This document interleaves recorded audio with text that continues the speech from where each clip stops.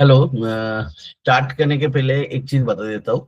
ये हमारा ये जो है टोटली एक डिस्कशन एंड लर्निंग सेशन है। जैसे हर संडे आप लोगों के साथ जब भी टाइम मिलता है बैठते हैं, तो वैसे टोटली ये डिस्कशन सेशन है। तो इसके लिए ना मैंने किसी से कभी पैसा मांगा और इन फ्यूचर भी नहीं मांगेंगे। ये मेरे को मतलब सबके साथ डिस्कस करके थोड़ा बहुत जो मैं खुद स्टॉक सिलेक्ट करता हूँ, स्टॉक के साथ डिस्कस करता हूँ, तो उसके ऊपर थोड़ा बहुत इधर से भी इनपुट मिलता है, मेरा खुद को कॉन्फिडेंस भी मिलता है उसके ऊपर।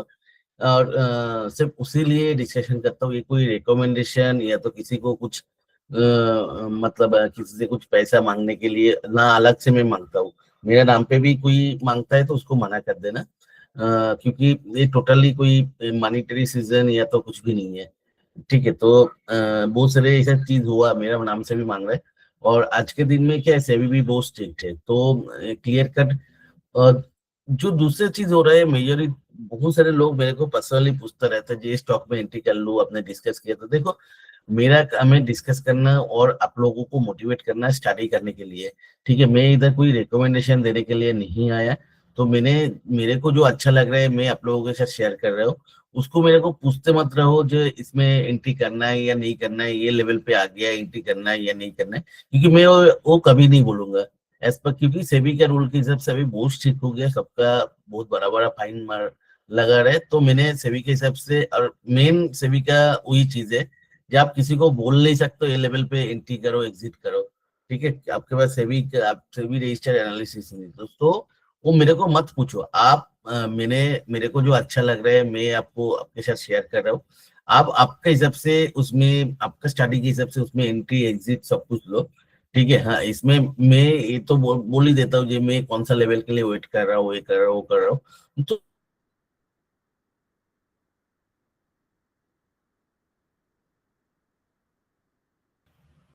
तो पैसा कोई आपको कमा के नहीं दे सकते। पैसा कमाने के लिए मेहनत करना पड़ता है।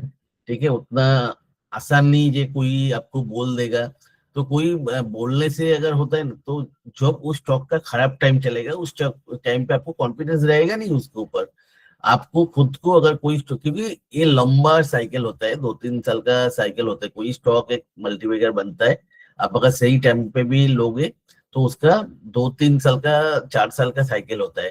तो ये लंबा टाइम में स्टॉक का बहुत सारे अप डाउन रहता है। तो आपको अगर उस स्टॉक के ऊपर खुद का स्टडी से कॉन्फिडेंस नहीं रहेगा, तो उसको वो अप डाउन पीरियड में आप उसको होल्ड नहीं कर सकते हो। अब समझ गया ना मैं किस लिए सबको मना करता हूँ। जे किसी का रिकमेंडेशन या तो इवन मेरा रिकमेंडेशन, क्योंकि आपको उसको खुद को अगर स्टडी करके वो स्टॉक का, हाँ चलो, मैं जो भी डिस्कस कर रहा हूँ उसको एक स्टेप के तरह यूज कर सकते हो। जी हाँ, ठीक है, दादा ने इतना सारे बोला, मैं और भी थोड़ा ट्राई करता हूँ और चार्ट के हिसाब से। हाँ, मैं ऑब्वियसली सारी चीज नहीं बोलता हूँ, ना उतना टाइम होता है ना कुछ होता है। मैं तो हमेशा चेकलिस्ट के हिसाब से स्टॉक सिलेक्ट करता हूँ। ठीक है, तो और जब भी मैं उस टाइम पे स्टॉक शेयर नहीं करता हूँ जब पूरा चेकलिस्ट फुलफिल होता है। हाँ, उसमें पार्शियली जो मेजर चेकलिस्ट होता है फुलफिल होता है, और मेरे को एक्सपीरियंस से लगता है ये फुलफिल हो जाएगा, तो वही स्टॉक्स मैंने शेयर करता हूँ। ठीक है, तो मेन चीज है, आप मैंने जो भी स्टॉक इधर शेयर कर रहा हूँ उसको रिकमेंडेशन की तरह यूज मत करो। और मेरे को पूछते मत रह जाओ जो आज इतना करेक्शन हुआ ले लूं, इतना ऊपर जा रहा है ले लूं, ऐसा मत पूछो। ठीक है, ऐसा मैसेज मेरे को पूरा वीक भर मतलब मिलते रहता है, और मैं किसी को उसके लिए जवाब नहीं देता हूँ। सबने देखा होगा, कभी नहीं, मैं आंसर भी नहीं करूंगा, क्योंकि एज पर से भी मैंने कर ही नहीं सकता उसका। ठीक है, तो क्योंकि कौन क्या इंटेंशन से वो सब पूछ रहे हैं वो तो मेरे को पता नहीं है, तो मैंने नहीं करने वाला हूँ। ठीक है, तो चलो, अभी मैं बोल रही, चलो अभी आप लोगों को पहले जैसे अभी मैंने नया चालू किया, पहले सबको पूछ लेता हूँ ये आप लोगों को क्या लगता है मार्केट, उसके बाद मैं समराइज करके, मतलब मैं बताता हूँ मेरा क्या व्यू है, उसके बाद करता हूँ। चलो, आप लोगों का किसी का कुछ व्यू है मार्केट के बारे में? सर बोलूं क्या मैं? हाँ हाँ, बोलिए, जिसको शुभम जी बोलिए। अभी सर यूएस का मार्केट तो ऊपर है, तो काफ़ी शेयर मार्केट में यूएस का मार्केट भी कुछ मतलब अच्छा इम्पैक्ट करता है। तो इंडिया का मार्केट अभी फॉरेन इन्वेस्टर भी आने वाले हैं जैसा कि एज़ पर आवर स्टडी।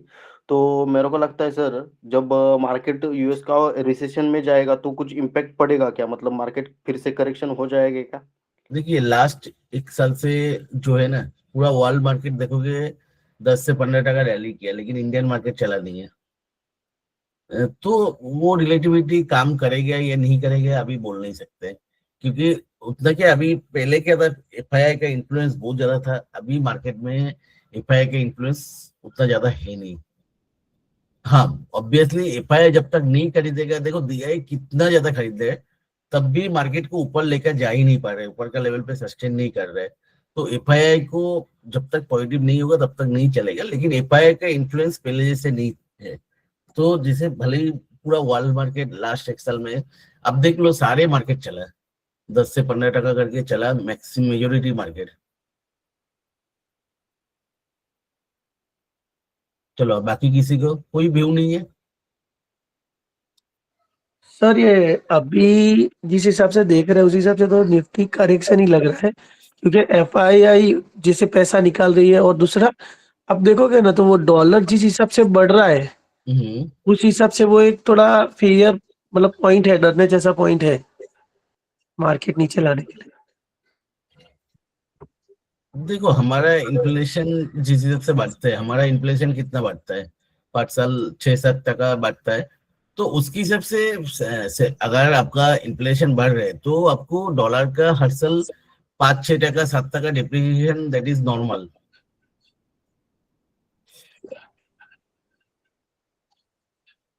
वो तो होगा ही ना आपका, क्योंकि हमारा इन्फ्लेशन ही उतना है। तो इन्फ्लेशन बढ़ रहा है मतलब कि आपका जो करेंसी है वो डिवेल्युएट हो रहा है।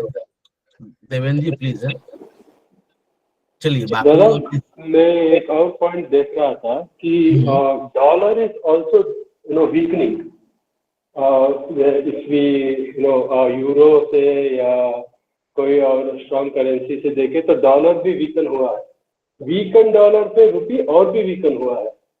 इसलिए एफआईआई आने से बहुत they are not coming in because नहीं बहुत मेरे ये हो रहा है, उसको लॉस होगा जब निकाले। तो आपको कौन सा इंडिकेशन से लग रहा है डॉलर वीक हो रहा है, क्योंकि डॉलर इंडेक्स तो सेम जगह पे ही है। हाँ, तो यूरो से जब कंपेयर करें तो एक साल से डॉलर अभी ज्यादा यूरो मिलता है, आई मीन ज्यादा डॉलर मिलता है यूरो से। तो यूरो अभी अप्रिशिएट हुआ है, और बाकी बहुत सारे करेंसीज भी अप्रिशिएट हुआ है, पर डॉलर डिप्रिशिएट हुआ है। और डॉलर के हिसाब से रुपये और भी डिप्रिशिएट हुआ है, यूरो के हिसाब से बहुत डिप्रिशिएट हुआ है। तो ऐसे देखे तो एफआई को आने का मतलब नहीं है, क्योंकि इतना डिप्रिशिएटेड एसेट क्यों होल्ड करना है उसे। अभी तो क्या है, एफआईआई पता नहीं कब आएगा नहीं आएगा, क्योंकि वो थक नहीं रहा है। हर साल 3-3 लाख करोड़ का तो बेच ही रहा है। इस साल भी नेट वही बेच दिया। तो मतलब एफआईआई कब आएगा नहीं आएगा, लेकिन एक चीज तो है, एफआईआई जब तक नहीं आ रहे हैं, हम लोग कुछ भी बोले, तो मतलब उतना सस्टेनेबल रैली तो हो नहीं रहा है। उसका ऑलमोस्ट 3-4 गुना करके डीआई डाल रहा है मार्केट में, लेकिन तब भी मार्केट में सस्टेनेबल रैली आ नहीं रहा है। डीआई का पैसा सारे मतलब निफ्टी को मैनेज करने में ही चला जा रहा है।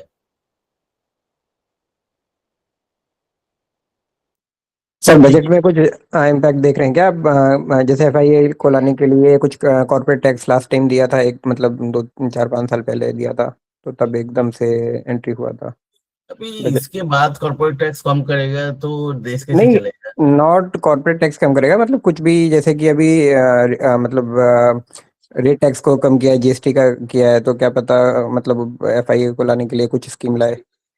देखो एफआईआई के लेने के लिए एक ही स्कीम चाहिए, that is capital gain tax. हाँ, तो हो सकता है तो ना फिर वो। तो होगा तो अच्छा ही है, बहुत पैसा देना पड़ता है। हाँ, असल टैक्स में बहुत पैसा निकल जाता है कैपिटल गेन टैक्स में।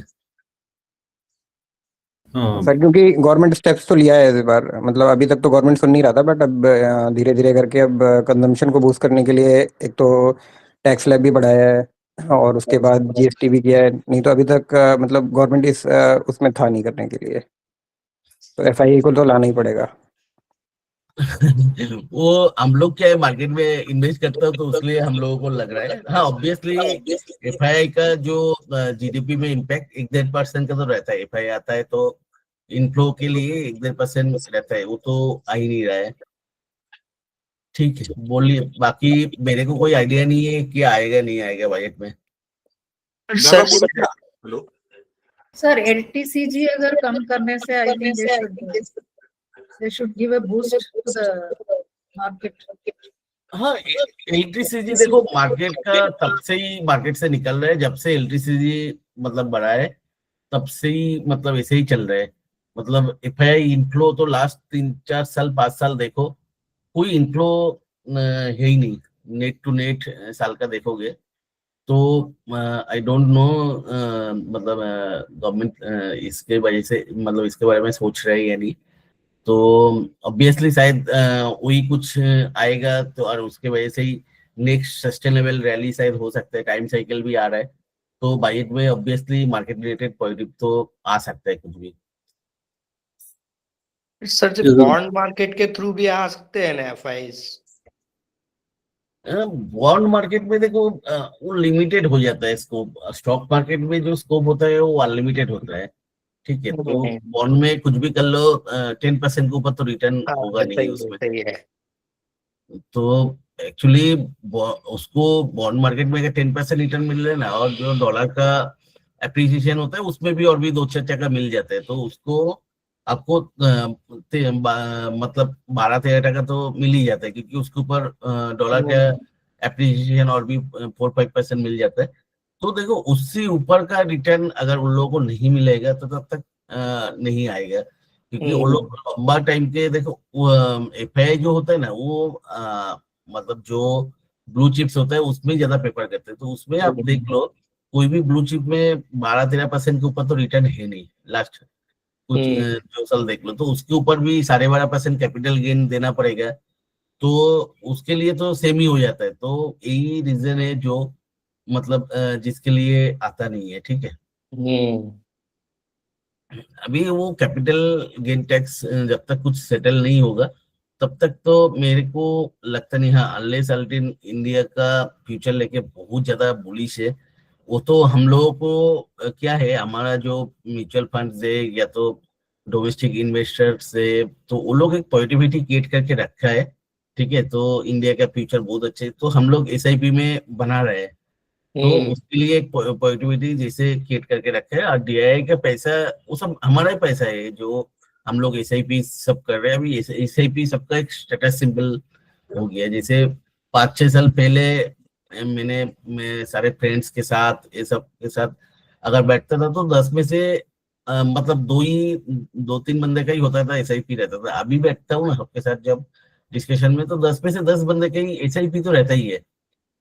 एटलीस्ट 9 बंदे को तो एसआईपी रहते हैं। तो दैट मच ऑफ इनफ्लो ये क्यों जा रहा है क्योंकि वो और उसके लिए सबको एक पॉजिटिविटी क्रिएट करके रखना ही पड़ता है।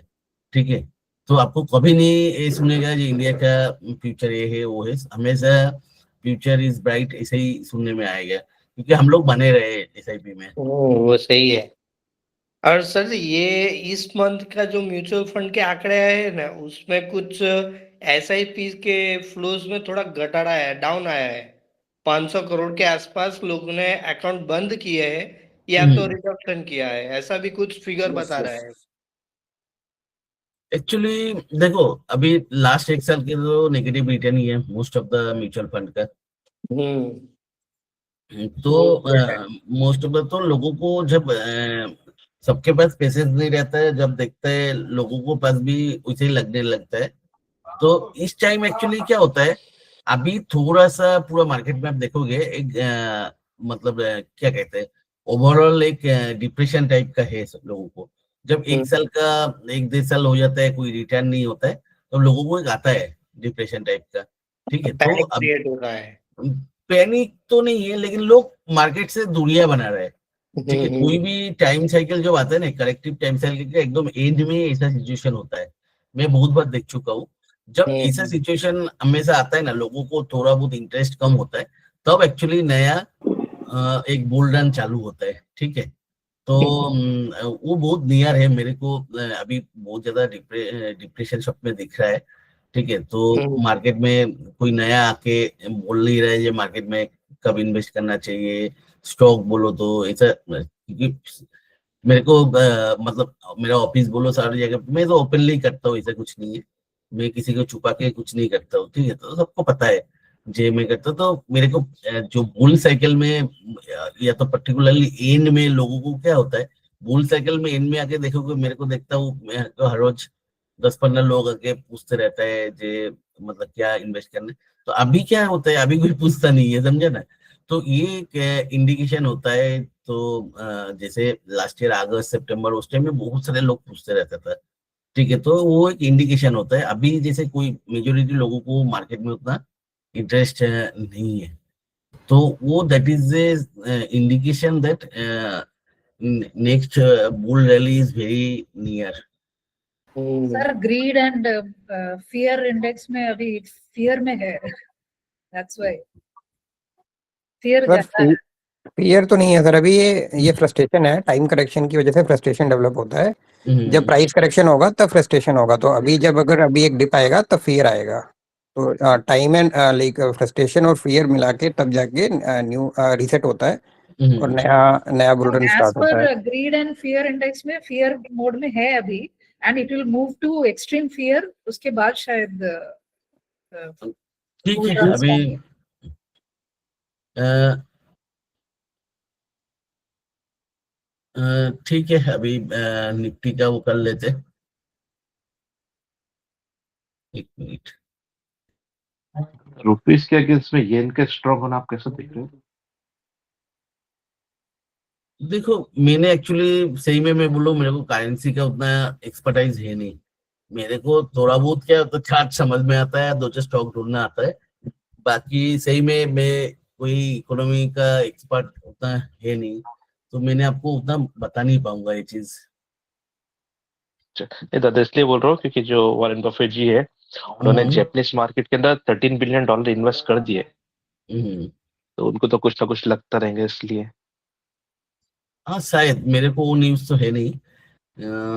तो मैं देखूंगा कोई मतलब इंफॉर्मेशन मिले तो मैं शेयर करूंगा। चलो अभी जो है निफ्टी का एक्चुअली जिसे हम लोग चालू करते हैं लॉन्ग टर्म चार्ट से चालू करते हैं। और रियली अभी पूरा का पूरा चार्ट हर जगह पे थोड़ा सा कंफ्यूजन है।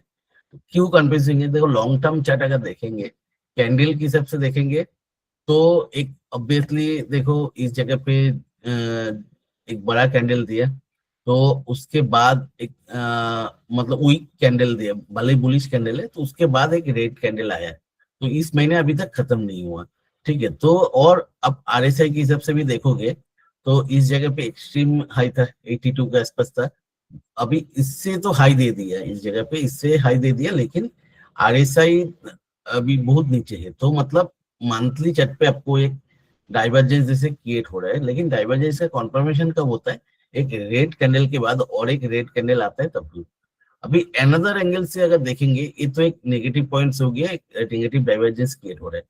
तो अनदर एंगल क्या है, अनदर एंगल अगर देखेंगे सिंपल जो ब्रेकआउट टर्म से देखेंगे तो इस जगह पे ट्राइंगल जिसे बनाया था, तो ट्राइंगल बना के उसको ब्रेकआउट दिया। ब्रेकआउट के बाद एक कॉन्फर्मेशन, मतलब भले ही वीक कॉन्फर्मेशन है, तो उसका जो टेल लाइन है, तो वो जो ब्रेकआउट का जो लाइन के ऊपर उसका रिटेस्ट बाकी है। ठीक है, तो रिटेस्ट करने के लिए एक बार आ सकता है। तो ये है। तो ओवरऑल जो लंबा टाइम चार्ट है, लॉन्गर टाइम चार्ट है, थोड़ा सा वीक दिख रहा है क्योंकि एक रेड कैंडल बन गया और इस जगह पे नेगेटिव डाइवर्जेंस भी क्रिएट हो रहा है। तो लॉन्गर टर्म चार्ट उतना अभी सोचो इस महीना और भी ऊपर जाए, सोचो इस महीने का अभी भी एक वीक बाकी है, ये वीक में अगर ये कैंडल ग्रीन में कन्वर्ट हो जाए तब क्या होगा, एक बड़ा कैंडल के बाद दोजी जैसे कैंडल और उसके बाद अगर ग्रीन सिग्नल हो जाए तो ऑब्वियसली वो सिग्नल क्या होता है, बड़ा मूव का सिग्नल होता है। तो हम लोग जो सोच रहा था 26,700 26,800, तो वो आ सकता है। ठीक है, और दूसरा पॉजिटिव थिंग ये है, देखो इस जगह पे एक ब्रेकआउट दिया, तो ब्रेकआउट के बाद ये ब्रेकआउट को, ये जो कैंडल टॉप था, तो उसको ऑलमोस्ट रिटेस्ट करने आया, ये भी हो सकता है क्योंकि इसको देखो टच करके थोड़ा बहुत वो दिख रहे हैं। तो ओवरऑल अगर इसको रेटिंग करें लॉन्गर टर्म चार्ट, तो थोड़ा सा वीकनेस इसमें है, ठीक है, क्योंकि टॉप में, क्योंकि मैं हमेशा प्राइस एक्शन की तरह देखता हूँ, ब्रेकआउट ब्रेकडाउन में उतना नहीं जाता हूँ, तो प्राइस एक्शन की से थोड़ा सा वीक है, तो इस महीने का क्लोज होने देते हैं, तो उसके बाद ही कुछ डिसीजन लेंगे। और मेरे को सही में उतना कुछ आते जाते नहीं है ये मार्केट का मूव क्या हो, मेरे को ओवरऑल बॉर्डर मार्केट में मूव जो है, मैं क्योंकि आप लोगों को पता है टाइम साइकिल की सबसे प्लानिंग करता हूँ, उसकी सबसे चलता हूँ, तो मतलब मेरे को अभी कुछ भी हो जाए थोड़ा थोड़ा करके अभी लगाना चालू किया है, बहुत सिलेक्टिव स्टॉक में 15% 20% करके लगाना चालू किया। तो जब भी इसमें मौका मिलेगा, उस स्टॉक में 5-10% का करेक्शन दिखेगा, उसमें और भी करके लेंगे, क्योंकि एक पोर्टफोलियो फिर से बिल्ड करना, ऑब्वियसली मेरे पास 50% पड़ा है, तो लेकिन बाकी जो 50% है और ये 1-1.5 साल का जो नया पैसा इनपुट करता हूँ वो किया नहीं है, तो अच्छा खासा पैसा मेरे पास पड़ा है। तो उसके मतलब क्या, मेरे को मतलब जो 50% भले ही मैं बोल रहा हूँ पड़ा है, लेकिन उसका वैल्यूएशन अभी एक्चुअली मेरा जो टोटल मार्केट में लगाना है उसके हिसाब से मतलब चलो 30-40% ही हो गया। तो मतलब मेरे को 60% टू 70% का पोर्टफोलियो बिल्ड करना है, तो मेरे को धीरे धीरे ही करना पड़ेगा। वो 4-5 महीना, उसके लिए 3-4 महीना लगेगा। जे ऐसा नहीं कर सकता हूँ जो अचानक से हाँ मेरे को दिख रहा है जो फरवरी मार्च से नया बुल साइकिल चालू होगा तो उसी टाइम पे एंट्री करके कमा लूंगा, ऐसा नहीं होगा, समझा ना। तो धीरे धीरे करके 2-4 स्टॉक में मैंने एंट्री करना चालू किया, तो अभी देखते क्या होगा। तो ओवरऑल जो है, मैं अगर देखने जाऊंगा थोड़ा सा मतलब मंथली चार्ट अभी का कैंडल की सबसे अगर देखने जाऊँ थोड़ा सा वीक तो है, ठीक है। मतलब आप सोचो अगर 60% बियरिश की तरह है तो 40% बुलिश की तरह है, ठीक है।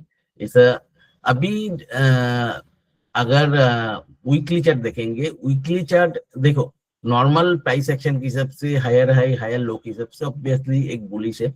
एक और इस जगह पे दूसरा पॉजिटिव थिंग है, ये जो लास्ट हाई था उस जगह पे कंसोलिडेट कर रहे हैं, उस जगह से नीचे नहीं जा रहे, तो इसके जो मतलब होता है ना, उस जगह से नीचे नहीं जब जाता है तब वो ऊपर के तरह ही जाता है, क्योंकि इसको नीचे आना होता है तो टाइम पास उतना करता नहीं है, ठीक है। तो इस जगह पे आके टाइम पास कर रहे हैं, तो मतलब और कंटिन्यूअसली लॉन्ग लेग वाला डोजेस दे रहे हैं, तो obviously there is a chance they ऊपर आ सकते हैं। इधर नेगेटिव क्या है, नेगेटिव है इधर जो राइजिंग वेज ऐसा एक पैटर्न होता है, या तो फॉलिंग वेज देखो मैंने बहुत कम फेल होते हुए देखा, और राइजिंग वेज तो भी मैंने बहुत कम फेल होते हुए देखा। देखो इधर नीचे आ रहा था, लेकिन नीचे अभी जाएगा इतना मेरे को बिलीव था नहीं, क्योंकि ये जो राइजिंग वेज है उसको ऊपर की तरफ ब्रेक नहीं किया था।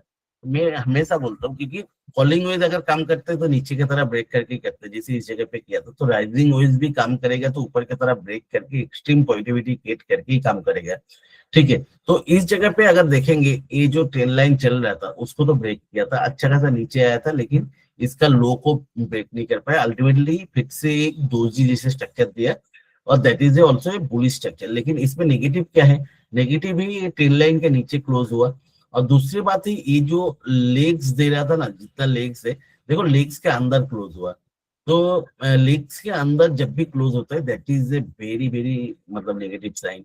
लेग्स का अंदर मतलब जिस जोन पे क्लोज हो नहीं पा रहा था उस जोन पे अल्टीमेटली क्लोज दे दिया एक, भले ही लास्ट 2 दिन थोड़ा सा पॉजिटिविटी रहा, लेकिन एक ट्रेंड लाइन के नीचे क्लोज हुआ और इसमें ये लेग्स के अंदर क्लोज हुआ वीकली चार्ट पे। तो अभी क्या होता है, जैसे ये जो है तो एक्सट्रीम बुलिश कैंडल होता है कैंडल, इनफैक्ट अगर मैं सिंगल कैंडल पकड़ूं क्योंकि नीचे गया नीचे से आया तो ये एक बुलिश कैंडल है, ठीक है। तो थोड़ा बहुत शायद और भी वीक के स्टार्टिंग में ऐसा हो सकता है थोड़ा सा ऊपर आए और इसको प्रॉपरली रिटेस्ट करे, और लेकिन इसका जो क्लोजिंग है उसके ऊपर नहीं जाके तो फिर से नीचे की तरह आ जाए, क्योंकि ये क्या है, ये लेग के अंदर क्लोजिंग मेरे को कभी मतलब one of the most bearish signal, या तो ऊपर की तरह जाएगा ना, लेग्स के अंदर क्लोजिंग होता है तो मतलब ऊपर की तरह जाता है, अगर नीचे की तरह नीचे के अंदर क्लोज हो रहा है तो नीचे जाने का चांस ऑलमोस्ट 70-80% रहता है। अभी देखते हैं क्या होगा।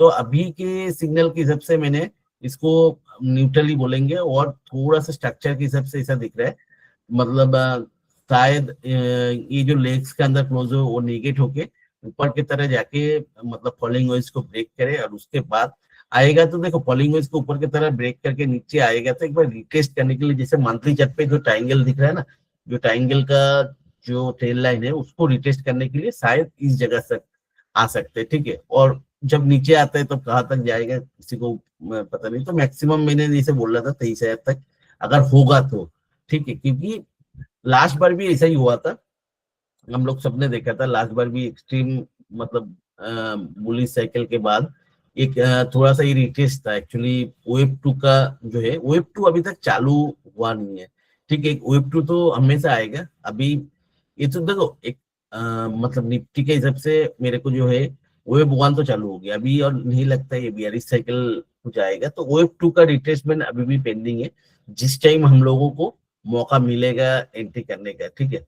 तो एनीवे तो मतलब लास्ट बार भी ऐसा नया हाई देकर ही नीचे आया था, तो थोड़ा वो जो रिटेस्ट हुआ था ये हमारे लिए मौका था उस टाइम एंट्री करने का, तो इस बार भी वैसे ही मिलेगा, कोई इशू नहीं है, ठीक है। शायद थोड़ा बहुत ऊपर जाके उसके बाद वेब 2 का रिट्रेसमेंट इतना तक 24,000 तक आके सब लोगों को, और उस टाइम क्या होगा मॉल कैप और जो वो है वो और भी ज्यादा पैनिक करके हम लोगों को जो मौका मिलेगा, तो जो भी होगा अभी के हिसाब से ये कैंडल के हिसाब से कैंडल भी मतलब न्यूट्रल कैंडल ही है, तो थोड़ा बहुत नेगेटिव पॉजिटिव मिक्स है, तो इसके हिसाब से मैंने कभी कोई मतलब अभी प्रेडिक्शन कर नहीं सकता हूँ, क्योंकि सिंगल कैंडल के हिसाब से तो बुलिश दिख रहा है, लेकिन थोड़ा सा नेगेटिव का भी मिक्स है क्योंकि इसका अंदर हुआ, तो अभी वेट करते हैं इस वीक का। अभी डेली चार्ट अगर देखेंगे तो डेली चार्ट स्लाइटली बुलिश है। क्यों बुलिश है? इस जगह पे एक देखो फ्लैग जैसे पैटर्न क्रिएट कर रहा था, तो फ्लैग पैटर्न का ये नीचे तक तो नहीं आ पाया, लेकिन उसके पहले ही बैक कर गया, और इस जगह पे एक ब्रेकआउट जिसे भी दिख रहा है, ठीक है। फ्लैग पैटर्न का ब्रेकआउट भले ही उतना स्ट्रांग नहीं है, तो उसके हिसाब से तो अभी सारे सब कुछ मिक्स करके क्या कर सकते हैं, अभी मिक्स करके क्या बोल सकते हैं, देखो इस जगह पे एक मॉर्निंग स्टार जैसे पैटर्न बना दिया, तो इस जगह पे एक ग्रीन कैंडल अगर आ जाएगा तो थोड़ा सा सस्टेनेबल रैली शायद आपको मतलब 25,500 तक तो दिख सकता है, क्योंकि इस जगह पे एक ब्रेकआउट दिख रहा है।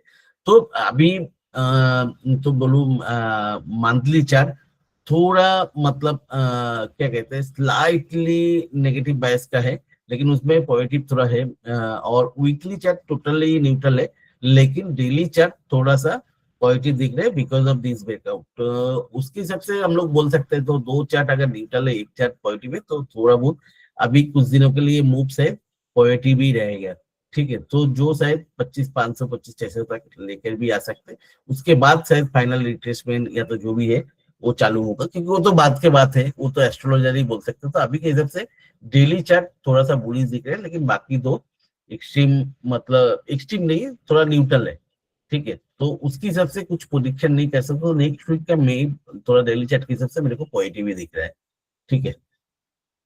चलो अभी स्मॉल कैप में जाते हैं।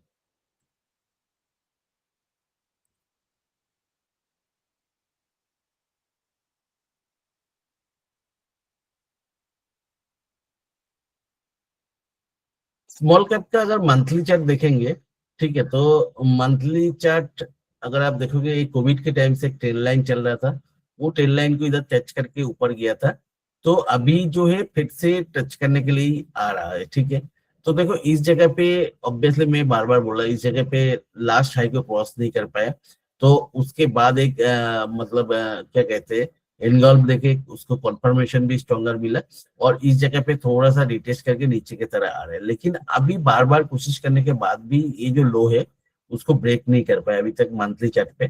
तो मंथली चार्ट अभी अगर देखोगे स्मॉल कैप का मंथली चार्ट अभी भी नेगेटिव है, ठीक है, क्लियर कट नेगेटिव साइन है, क्योंकि इस जगह से क्लियर कट एंगल पे उसको कंफर्मेशन है थोड़ा सा ऊपर आया, तो मंथली चार्ट के हिसाब से अभी भी जो मतलब करेक्टिव वेव के एक स्ट्रॉन्गर करेक्टिव वेव उसमें चल रहा है, ठीक है। तो monthly wave no doubt bearish है, ठीक है, मंथली चार्ट के हिसाब से तो एटलीस्ट ये जो 16,000 का ये लेवल है इधर एक बार रिटेस्ट करना चाहिए मंथली चार्ट का जो पैटर्न है जो भी है, और इसको ब्रेक करेगा तो थोड़ा बहुत लंबा खींच सकता है, तो पहले तो इसको इस जगह तक आने देते, तो उसके बाद देखते हैं ये क्या होता है। हाँ देखो अभी क्या होता है, अभी भी मंथ खत्म नहीं हुआ तो पूरा बेयरिश मैंने बोल नहीं सकते, इसे भी हो सकता है लास्ट ये जो एक वीक अभी भी बाकी है, तो इसमें बहुत ज्यादा पॉजिटिव आके इसको पूरा एंगल कर दे, ऐसा भी हो सकता है। तब ये जो नेगेटिविटी है तब पूरा का पूरा चला जाएगा। लेकिन अभी के हिसाब से मंथली चार्ट जो है टोटली बेयरिश है, ठीक है। तो अभी वीकली चार्ट अगर आप देखोगे, वीकली चार्ट निफ्टी भले ही दोजी का अंदर क्लोज हुआ दोजी का लेग के हिसाब से, लेकिन वीकली मतलब स्मॉल कैप पे ऐसा नहीं है। स्मॉल कैप जो वीकली चार्ट है, देखो इस जगह पे एक सपोर्ट है, ठीक है, इस जगह पे कंसोलिडेशन तरह का है, तो इसको ब्रेक करने का 2 बार कोशिश किया, लेकिन दोनों बार नीचे से बाइंग आ रहा है। तो ऐसा कंडीशन जनरली होता है। तो क्या होता है उसके बाद थोड़ा सा बुलिश ही रहता है। तो इसके हिसाब से वीकली चार्ट को क्योंकि इस जगह पे जो भी था, देखो जो ये सपोर्ट है क्लियर कट ले रहा है, सपोर्ट से दो जो आपको दोजी पॉजिटिव तरह का, मतलब इस वाला दोजी थोड़ा नेगेटिव साइड का था, लेकिन ये जो दोजी है ये टोटली पॉजिटिव दोजी है, मतलब एकदम से ड्रैगन फ्लाई जैसे टॉप के आसपास एक स्पिन मतलब हेड बनाया। तो this is a very very मतलब स्ट्रॉन्ग डोजी है। तो ऐसा अगर कैंडल बनता है ना, इसके बाद जनरली 70-80% केस में नेक्स्ट वीक थोड़ा सा पॉजिटिव ही रहता है। तो इसके हिसाब से मैं बोलूंगा वीकली चार्ट स्लाइटली पॉजिटिव है, और क्या पता है इधर से ब्रेकआउट देके थोड़ा सा ऊपर भी आए, या तो इसको रिटेस्ट करे। अभी क्या हो सकता है वो बोल नहीं सकता हूँ। तो शायद ऐसा भी हो सकता है जो टोटल नेगेटिविटी था ये ब्रेक इधर ऊपर आके ब्रेकआउट देगा। तो अभी इसके लिए वेट करना छोड़ के कोई रास्ता है नहीं मेरे पास, ठीक है। तो वीकली चार्ट एक्चुअली जो भी है थोड़ा सा बुलिश दिख रहा है। मंथली चार्ट अभी भी नेगेटिव है, लेकिन मंथ का क्लोजिंग तक हम लोगों को वेट करना पड़ेगा। और डेली चार्ट जो है, डेली चार्ट इस जगह से क्लियर कट जो 18,500 था उधर से क्लियर कट नीचे आ रहा था। देखो higher high continuously lower low दे रहा था, ठीक है। तो अभी इस जगह पे ये चार्ट कब पॉजिटिव में जाएगा, ठीक है।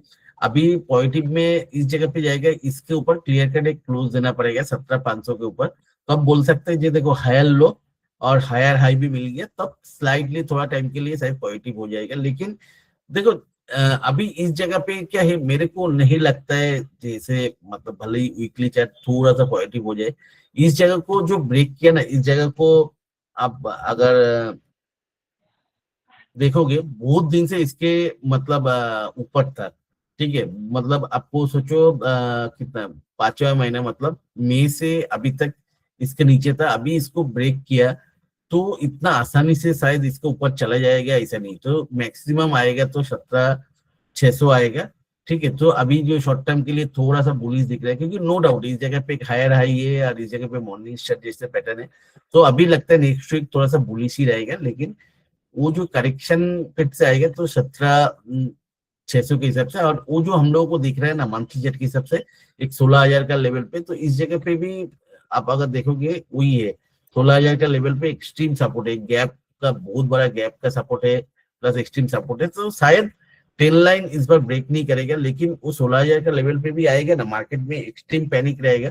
और अभी स्टॉक लेवल पे देखोगे ना, मेजोरिटी स्टॉक 52x लो के आसपास है, या तो 52 लो ब्रेक कर चुका है। तो उसमें क्या है, तो थोड़ा सा शायद 52x के नीचे जाएगा, वो वेब 5 कंप्लीट करके उसके बाद से ऊपर चला जाएगा। तो एनीथिंग एनीवे, तो मार्केट ये शॉर्ट टर्म के लिए भले ही पॉजिटिव दिख रहा है, लेकिन इस जगह पे एक स्ट्रॉन्ग रेजिस्टेंस है, ठीक है। तो वो रेजिस्टेंस को ब्रेक करके उस जगह पे कोई पॉजिटिव मूव आ रहा है या नहीं, उसके लिए हम लोगों को वेट करना पड़ेगा। तो अभी स्मॉल कैप इंडेक्स क्या है, तो मंथली चार्ट थोड़ा सा अभी भी नेगेटिव है। वीकली चार्ट आप अगर देखोगे तो जब तक ये एक तो ये लो को ब्रेक किया, ठीक है, तो इसको, लेकिन ये जो मेजर जो लो है इसको ब्रेक नहीं कर पाया, भले ही इसके नीचे 2 बार गया लेकिन इसके नीचे क्लोज नहीं कर पाया। तो वीकली चार्ट उसके हिसाब से मैंने थोड़ा सा पॉजिटिविटी दूंगा। और देखो वीकली चार्ट मैं ऐसा बोल रहा था ना, डेली चार्ट में उधर रेजिस्टेंस तो है, लेकिन मैं कब वो रेजिस्टेंस फेल हो रहा है या नहीं कब सोचेंगे। तो ये जो टेल लाइन है इस जगह पे, या तो ये टेल लाइन अभी उतना कि थोड़ा उसको रिमूव कर देते हैं, उतना कौन सा नंबर का है, 3 नंबर का।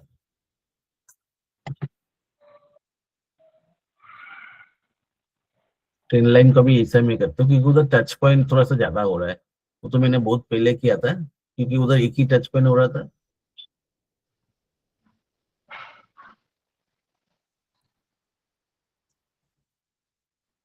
इसको हम लोग ऐसे भी देख सकते हैं।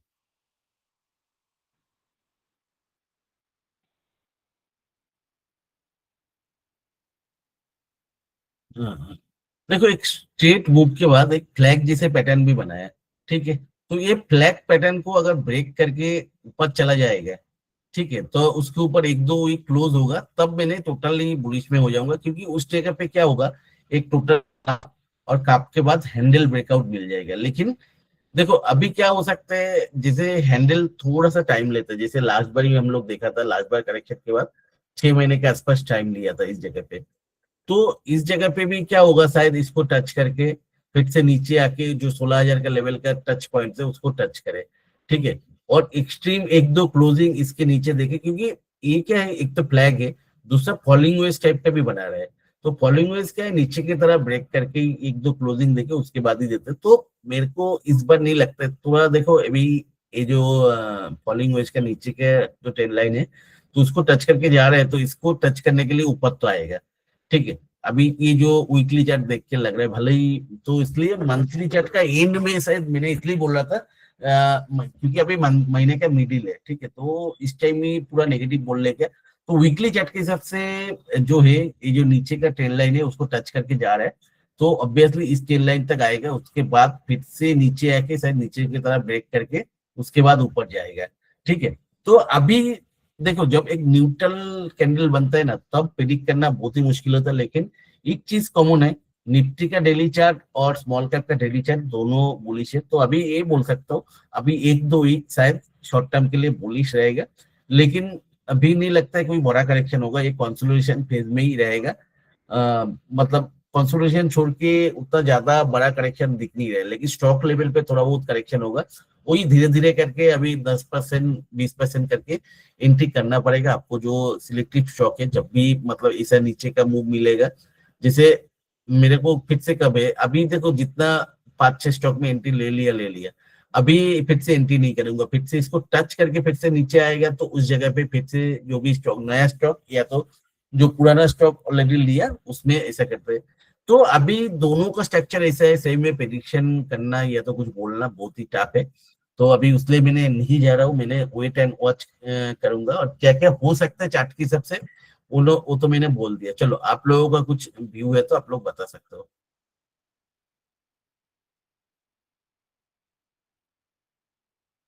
बोलिए, कुछ है? दादा आपने सही बोला, मुझे भी यही लगता है कि चार्ट कंसोलिडेशन जोन में चला गया है और ये अभी तरसाएगा हर एक को, और स्पेशली ऑप्शन बायर और सेलर्स को तरसाएगा, और उसके बाद में फिर जो भी सेलर्स के लिए मूव तो देना अच्छा है। है, कंसोलिडेशन रहेगा तो सेलर्स के लिए अच्छा है। जी जी सही है, लेकिन ऑप्शन बायर्स को ये तरसाएगा और उसके बाद में कुछ मूव देगा, अगर जो भी मूव देना है। एक्चुअली लास्ट 5-6 महीने से ऐसे ही चल रहा है। जब एक्चुअली लोग जब एक्सट्रीम बुलिश लेवल पे चला जाता है ना, लोग लगता है जी अभी तो सब कुछ सही हो गया, तब भी मतलब एकदम से नीचे की तरह मूव तो एक्सट्रीम बियरिश पे लेकर जाता है, जैसे लास्ट वीक का एंड में कर दिया था, या तो मंडे ट्यूजडे जाता है। तो उसके बाद एक्सट्रीम तो कंसोलिडेशन फेज में यही होता है, उसमें आप प्रिडिक्शन नहीं कर सकते उसमें। हाँ, एक कंसोलिडेशन चल रहा है, जब तक ऊपर या तो नीचे की तरह क्लियर कट ब्रेकआउट या तो ब्रेकडाउन नहीं मिल रहा है, तब तक इसमें प्रिडिक्शन करना बहुत मुश्किल है।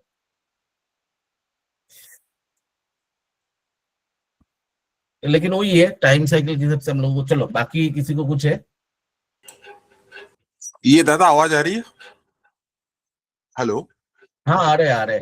नहीं, बस वही, अगर अपने निफ्टी डेली में ज्यादा देखते हैं ना, तो उसमें जब भी वो स्विंग हाई को काटता है ना ऊपर की तरफ, 200-300 पॉइंट ज्यादा से ज्यादा चढ़ता है, फिर फिजल आउट हो जाता है।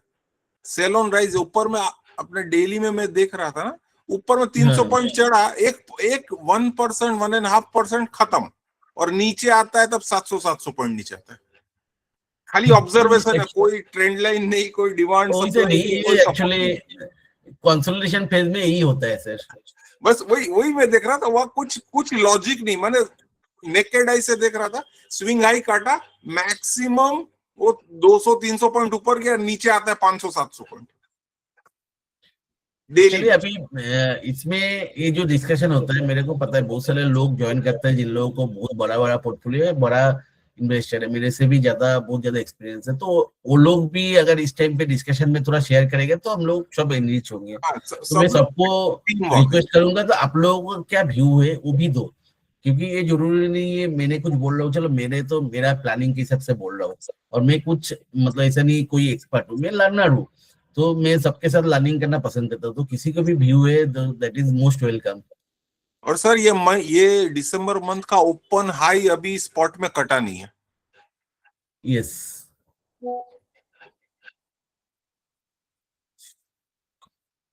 लेकिन मेरे को लगता है काटेगा।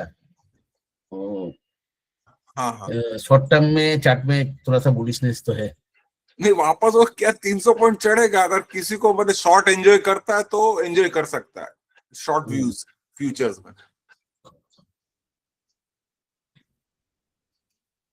अभी तो मैंने वो सब बंद कर दिया, अभी फिर से क्या है साइकिल खत्म हो रहा है, हाँ, तो एक दिन साल थोड़ा बहुत कर लिया, थोड़ा बहुत कमा लिया, तो अभी थोड़ा सा खुद को कंट्रोल कर रहा हूँ, राइट राइट। क्योंकि अभी पूरा कंसंट्रेशन धीरे धीरे स्टॉक पे लेकर जा रहा हूँ। अभी Right. थोड़ा बहुत किसमें एंट्री करना है नहीं करना है उसमें ही मैंने कंसंट्रेट कर रहा हूँ। हाँ हाँ, और किसी को कुछ नहीं है।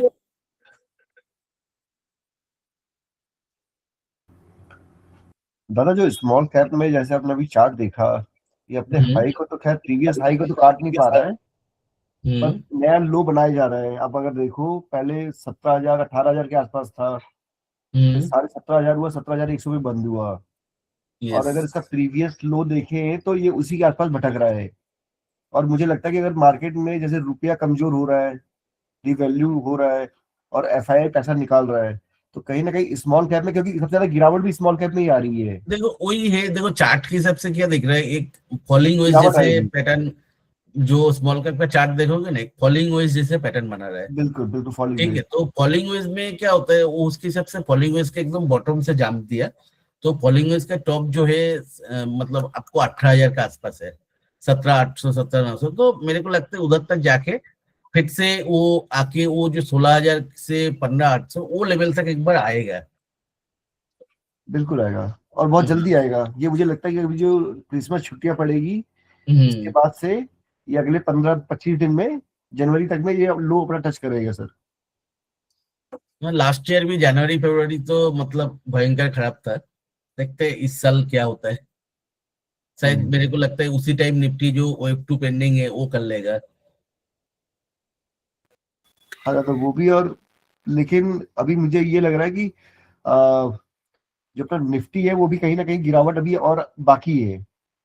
जब बजट कब है, फरवरी का 1 तारीख होता है या 28 तारीख, मैं भूल गया। 1 तारीख होता है। 1 तारीख को फरवरी का 1 तारीख संडे मार्केट भी ओपन है। संडे है, तो नेक्स्ट वीक एक्चुअली मैं नहीं हूँ, मैं घूमने जा रहा हूँ नेक्स्ट वीक, तो नेक्स्ट वीक तो नहीं बैठेंगे हम लोग। फरवरी का 1 तारीख बजट है, तो थोड़ा जनरली बहुत टाइम प्री बजट रैली भी आता है। अभी देखते हैं, क्योंकि इतना कॉन्फ्यूजिंग है चार्ट पूरा उसमें, और लिए तो के हिसाब से भी कोई भी कंफर्मेशन, निफ्टी का एक कंफर्मेशन मिला क्योंकि नया हाई जब दे दिया, तो एक कंफर्मेशन तो है जे मतलब नया मतलब जो है वो तो चालू हो गया। हाँ, OF2 ऑब्वियसली पेंडिंग है, तो OF2 का ही करेक्शन होगा एकदम से। जो हम लोग 20,000 का प्रेडिक्शन कर रहा था वो तो नहीं आएगा, चार्ट देख के नहीं लगता है जे वो आएगा, वो मेरा मतलब गलत प्रेडिक्शन था। तो उसी जगह पे जो 21,700 गया था उधर ही शायद जो भी करेक्शन था वो कंप्लीट हो गया। अभी जो भी करेक्शन आएगा दैट इज OF2 करेक्शन, ठीक है, तो उसके हिसाब से बहुत ज्यादा कुछ तो मेरे को दिखता नहीं है अभी। Good morning sir, good morning. Metal काफी पॉजिटिव लग रहा है। अरे बोलिए, उस्नी जी बहुत दिन बाद आप आया है। हाँ हाँ, thank you very much sir. Sir आप एक चीज तो आपकी सही लग रही है कि अगले जो 15-20 दिन है ना, वो मार्केट गिरेगा नहीं ज्यादा। हाँ वो तो दिख रहा है क्योंकि हाँ, ये आपको चार्ट में दिख रहा है, और ये जो नंबर्स फंडामेंटल्स वो भी यही बताते हैं कि क्योंकि ड्राइड अप होगा, वॉल्यूम ड्राइड अप होंगे, और फिर उसके बाद एक करेक्शन शुरू होगा वापस जब एफआईआईज फुल सेलिंग में आएंगे।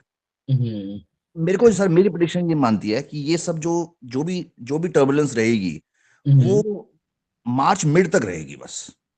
हाँ, मैंने वही बोल रहा था, मार्च से एक मतलब नया सस्टेनेबल बुल रन तो चालू होगा, हाँ, अब मिड में देखो, अब मिड में ये डिफाइन करना मुश्किल होता है कि वो 15 से होता है या 20 से होता है या 25 से होता है या वो हाँ 18 से वो होता टाइम से जिसे हमारा है। 1-2 साल से वही प्रेडिक्शन है, ये तो मार्च ये से। जो आप बोल रहे हैं ना, अगले 15-20 दिन में मार्केट ज्यादा नहीं गिरेगी, यस। ये बिल्कुल परफेक्ट है। आप चार्ट भी बोल रहे हैं, मैं नंबर्स और अपने एक्सपीरियंस से भी बोल रहा हूं, नहीं गिरेगी। एक चीज मेरे को एक्चुअली थोड़ा सा जो मतलब कंफ्यूजिंग है, मैंने एक्चुअली कम से कम 200-250 स्टॉक तो फॉलो करता हूँ। तो स्मॉल कैप का लेवल का स्टॉक है जो 1000 से 10,000 करोड़ का मार्केट कैप वाला स्टॉक है। तो एक्चुअली किसी का नंबर्स उतना अच्छा नहीं आ रहा है। Correct sir.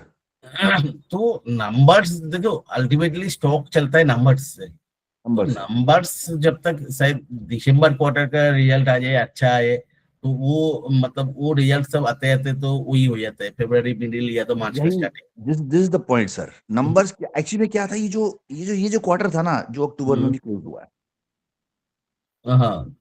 ये जो क्वार्टर जो दिसंबर में क्लोज हुआ है, उसमें क्या था कि बहुत सारी जीएसटी का इम्पैक्ट, वो शिफ्ट हुआ, वो हुआ नहीं, मतलब वो नंबर्स में ढंग से प्रेजेंटेबल नहीं है वो। यस। अब जो नंबर आएगा ना, ये जो जनवरी, जो अब ये इस क्वार्टर का नंबर आएगा, ये नंबर में मैं एक्सपेक्ट कर रहा हूँ कि बहुत सारी चीजें, पिक्चर क्लियरिटी बन के आएगी। और इस मतलब नंबर्स में, इस बार का नंबर्स में क्या है, आपको फेस्टिव सीजन की भी काउंट होगा, करेक्ट क्योंकि सर। अक्टूबर से चालू होता है फेस्टिव सीजन। Yes, तो sir. सितंबर में, तो उस हिसाब से मेरे को जो लगता है मतलब सितंबर क्वार्टर तक जो नंबर्स उतना अच्छा नहीं है, मैं किसी का भी देख लूं तो उतना अच्छा नंबर्स मेरे को इम्प्रेस करने जैसे नंबर्स मतलब उतना आया नहीं है। ठीक है, तो शायद दिसंबर क्वार्टर का जो रिजल्ट आएगा वो भी अच्छा आएगा, लेकिन वो मेजोरिटी स्टॉक का रिजल्ट्स जो है वो क्या है, उसमें जीएसटी का इम्पैक्ट रहेगा, फेस्टिव सीजन का इम्पैक्ट रहेगा, सब कुछ रहेगा, तो नंबर्स अच्छा आना चालू हो जाएगा फरवरी का मिडिल से, जो मेरे मार्च का उस टाइम से एक सस्टेनेबल रैली फिर से चालू होगा। ठीक है, तो एग्जैक्टली देखो हम लोग जो प्रेडिक्ट किया था लंबा टाइम से, वही वाला दिख रहा है टाइम साइकिल के हिसाब से, या तो in terms of numbers prediction सब कुछ के हिसाब से। तो अभी हमारा हिसाब से मैंने जो चालू किया आप लोगों से मतलब शेयर करते हैं, जैसे मैंने इस महीने से अभी थोड़ा थोड़ा करके एंट्री करना चालू किया, 15-20% करके। मेरे को जो भी अच्छा स्टॉक से, किसी में 10%, किसी में 15%, किसी में 20% करके अच्छा स्टॉक में थोड़ा बहुत एंट्री लेना चालू किया। अभी देखते हैं उसमें मतलब ऐसा करके मार्च का मिडिल तक 50% में लेकर जाऊंगा, और उसके बाद कोई एक अच्छा खासा डीप मिल जाए तो बाकी परसेंटेज भी उसमें इन्वेस्ट कर दूंगा। तो मैं ये स्ट्रेटेजी लेके चल रहा हूँ, क्योंकि मैं हमेशा एक टाइम साइकिल के हिसाब से ही लेके चलता हूँ। तो उसके हिसाब से मेरा जो प्रेडिक्शन है, जो भी मार्च या तो अप्रैल तक मैं इन्वेस्ट कर दूंगा, वो नेक्स्ट 20-22 महीने में मेरे को डबल ट्रिपल तो मिल जाएगा। Same with me sir, same ditto. तो यही चीज लेके चलता है। अभी मार्केट में देखो एग्जैक्टली तो कोई बोल नहीं सकते, लेकिन ये प्रेडिक्शन हमारा मतलब सही बैठ गया जी। करेक्शन भले ही बहुत ज्यादा डीप नहीं हुआ, लेकिन टाइम करेक्शन की वजह से अच्छा खासा, और स्मॉल कैप का लेवल पे बहुत मतलब अच्छा खासा ही करेक्शन हुआ। कोई भी स्टॉक आप उठा के देख लो, कितने भी अच्छा स्टॉक है, 30%, 25-30% करेक्शन तो है ही, टॉप से उतना नीचे तो आपको मिल ही रहा है कोई भी स्टॉक। दादा ये जो अभी सारे स्टॉक्स डाउन जा रहे हैं, लेकिन एक मेटल स्टॉक्स हैं जो अप जा रहे हैं इस बीच में भी। कौन सा? हिंद कॉपर हो गया, नेशनल एल्युमिनियम हो गया, या फिर मैं वही बोल रहा हूँ, बहुत कुछ सिलेक्टिव स्टॉक चल रहा है। जैसे आपको जब सेक्टर में क्या लग रहा है? करेक्टिव साइकिल देखोगे ना, क्या होता है उसमें, कोई स्टॉक नहीं चलता ऐसा नहीं है, उसमें 10 में से 3 स्टॉक तो चल रहा है। लेकिन जब कंस्ट्रक्टिव बुल रैली, अभी उसमें कितना चांस है, मैंने वही आज के स्टार्टिंग में भी बोला, आप सेम तरह का पैटर्न बन रहे हैं, क्योंकि मैं तो वो स्टॉक देख रहा हूँ। ठीक है, सेम तरह का पैटर्न बन रहे हैं जिसमें बुलिश तरह का स्ट्रक्चर है, लेकिन उसमें 10 में से सिर्फ 3 ही चल रहे हैं। ठीक है, बुल मार्केट में ऑपोजिट होता है, सेम तरह का जब बुलिश पैटर्न बनता है उसमें 10 में से 7 चल जाता है। समझे? तो अभी कोई कोई आप अगर वो प्रेडिक्शन बेस में एंट्री लेने जाओगे, ठीक है, तो उसमें से आपको वही होगा, ओवरऑल कोई रिटर्न नहीं मिलेगा। आप एंट्री 10 स्टॉक में लोगे तो उसमें 6-7 तो नहीं चलेगा, 3-4 चल जाएगा। तो ये क्या लग रहा है, मतलब मेटल इंडेक्स अभी और आगे मूव करेगा या अभी देखो मैंने तो सिलेक्टिवली मतलब वो सेक्टर वाइज नहीं चलता, ओवरऑल मैंने जो 1.5-2 साल से बोल रहा था वही मेरा व्यू है। ठीक है, तो जैसे एक सस्टेनेबल बुल रन शायद मार्च का मिडिल से चालू होगा, फरवरी मार्च से, तो उस टाइम ही मैंने मेरा अभी थोड़ा थोड़ा करके जो मेरे स्टॉक आप शायद पता नहीं मतलब कितना दिन से फॉलो कर रहे हो, तो मैंने तो लास्ट ईयर अगस्त से ही 50% जो निकल के बैठा हुआ और नया मनी कोई इन्फ्यूज नहीं किया, तो वो अभी धीरे धीरे वो करेंगे। अच्छा खासा पैसा लेके बैठे हैं, देखते हैं मार्केट कब मौका देगा। मैंने सेक्टर वाइज कभी नहीं चलता हूँ। हाँ, अभी वो सेक्टर को मैं हमेशा अवॉइड करता हूँ जो लास्ट बुल रन पे चला है,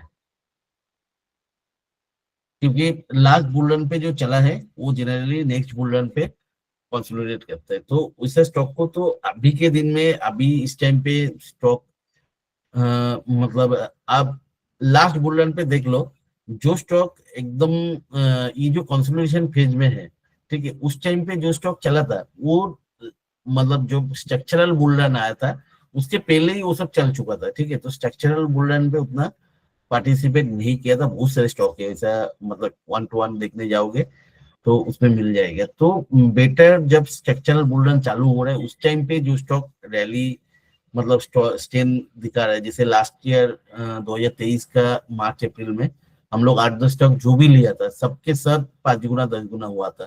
तो इस बार भी वही मार्च अप्रैल में कुछ स्टॉक सिलेक्ट करेंगे, अभी वो बोलने के लिए बहुत जल्दी है।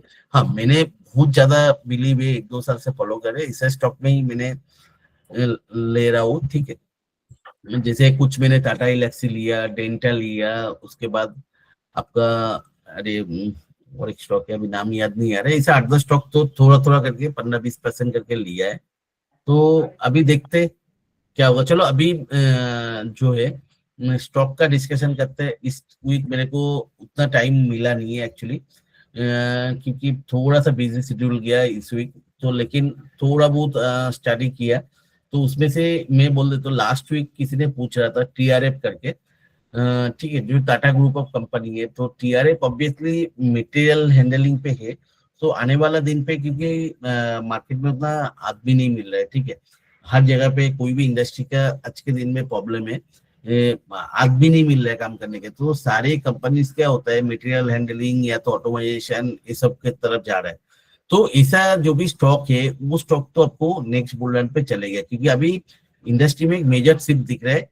ये मैन पावर इंटेंसिव जितने भी इंडस्ट्री है वो अभी थोड़ा बहुत ऑटोमाइजेशन ये सब में जा रहे हैं। तो मटेरियल हैंडलिंग इक्विपमेंट का तो TRF is one of the company, लेकिन टीआरएफ में मैंने पहले एक बार डिस्कस किया था, अभी फिर से उसको मैंने एंट्री नहीं करना चाहता हूँ, इसलिए because it is margin with the Tata steel. तो टाटा स्टील के साथ मार्जिंग होगा तो ऑब्वियसली उसका जो वैल्यू है वो अनलॉक नहीं होगा, तो लॉकिंग हो जाएगा। वही रीजन है ये जो टॉप से करेक्शन हुआ तो टीआरएफ का वैसा है। तो उसमें मैं ज्यादा प्रेफर करूंगा जॉस्ट इंजीनियरिंग, ठीक है। तो जॉस्ट इंजीनियरिंग मैंने पहले ही बताया था, ऑब्वियसली अभी उतना स्टार्ट ही नहीं किया, अभी आप लोगों के साथ ज्वाइंटली देख लेते हैं, क्योंकि टीआरएफ के साथ बात में आ रहे हैं, तो उसका नंबर्स वगैरह एक बार ऑब्वियसली हम लोग देख सकते हैं, और उसका चार्ट भी करंट क्या सिचुएशन है। तो जस्ट इंजीनियरिंग सीरियसली जस्ट मैंने कोई स्टडी नहीं किया, स्टडी तो आज जो स्टॉक डिस्कशन करने वाला दूसरा स्टॉक है, ठीक है, क्योंकि होप आप लोग भी स्टडी किया, क्योंकि लास्ट वीक मैंने बोला था 2-3 स्टॉक बोला था, वही स्टॉक में से ही मैंने डिस्कशन करेंगे, ठीक है। चलो अभी जस्ट इंजीनियरिंग का एक बार बैलेंस शीट देख लेते क्या दे रहे, क्योंकि मटेरियल हैंडलिंग जो स्टॉक्स है वो ऑब्वियसली चलेगा, तो उसमें मेरे को उतना डाउट अभी दिखता नहीं है, ठीक है। चलो अभी जॉस्ट इंजीनियरिंग जो है, आप अगर देखोगे सिर्फ 346 करोड़ का कंपनी है, ठीक है। तो उसमें पी थोड़ा सा हायर लेवल पे, लेकिन आरओसी जो है दिख रहा है सबको चार्ट, मतलब चार्ट बोल रहा हूँ जो मैंने। हाँ दादा दिख रहा है स्क्रीन है। तो जॉस्ट इंजीनियरिंग जो है wide range of engineering products and find application इधर डाइवर्स। तो ये क्या है आपका जो भी मटेरियल हैंडलिंग जो इक्विपमेंट्स है, तो इसमें अगर रिजल्ट देखोगे उतना अच्छा तो आया नहीं, क्यों नहीं आया मैंने सीरियसली इसको उतना देखा नहीं, ठीक है। तो लेकिन इसने लास्ट ईयर का जो भी रेवेन्यू है उसमें सस्टेन किया। एक बार चार्ट में देख लेते हैं, ये नेक्स्ट वीक हम लोग डिस्कशन करेंगे अगर जरूरत पड़े तो, क्योंकि ये टाटा मैंने टीआरएफ डिस्कशन कर रहा था तो उसमें मेरा माइंड में आया, तो इसलिए मैंने देख रहा हूँ जस्ट इसको। एक बार चार्ट देख लेते हैं कैसे है जॉस्ट इंजीनियरिंग, क्योंकि ये मटेरियल हैंडलिंग इक्विपमेंट पे है तो उसलिए मैंने इसी में देख लेते हैं, वो चार्ट देख के उसके बाद जो स्टॉक डिस्कशन करना है उसमें जाता हूँ। एनीवे आप लोग भी उसमें सर्च करो जे मटेरियल हैंडलिंग इक्विपमेंट्स का कौन सा कंपनी है, ठीक है, 505750।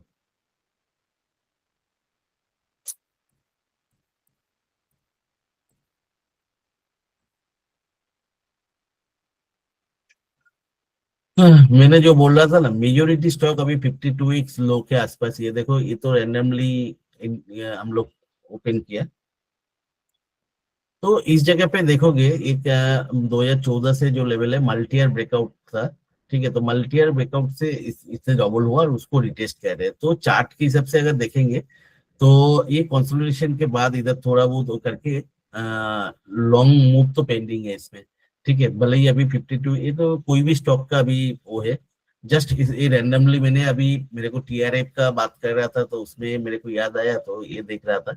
इसका थोड़ा बहुत स्टडी, मेरे को एनुअल रिपोर्ट ये सब पढ़ने दो, क्योंकि मटेरियल हैंडलिंग के लिए मेरे को तो बेस्ट स्टॉक लगता था टीआरएफ।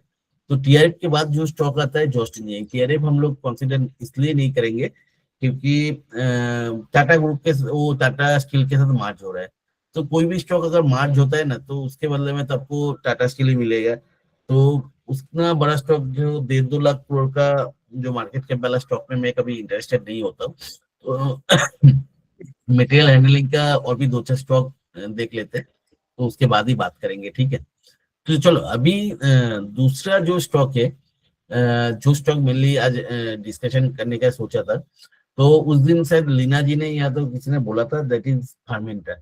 तो फार्मेंटा हम लोग बहुत पहले एक बार डिस्कशन किया था, ठीक है, तो उसके बाद उतना मूव आया नहीं है।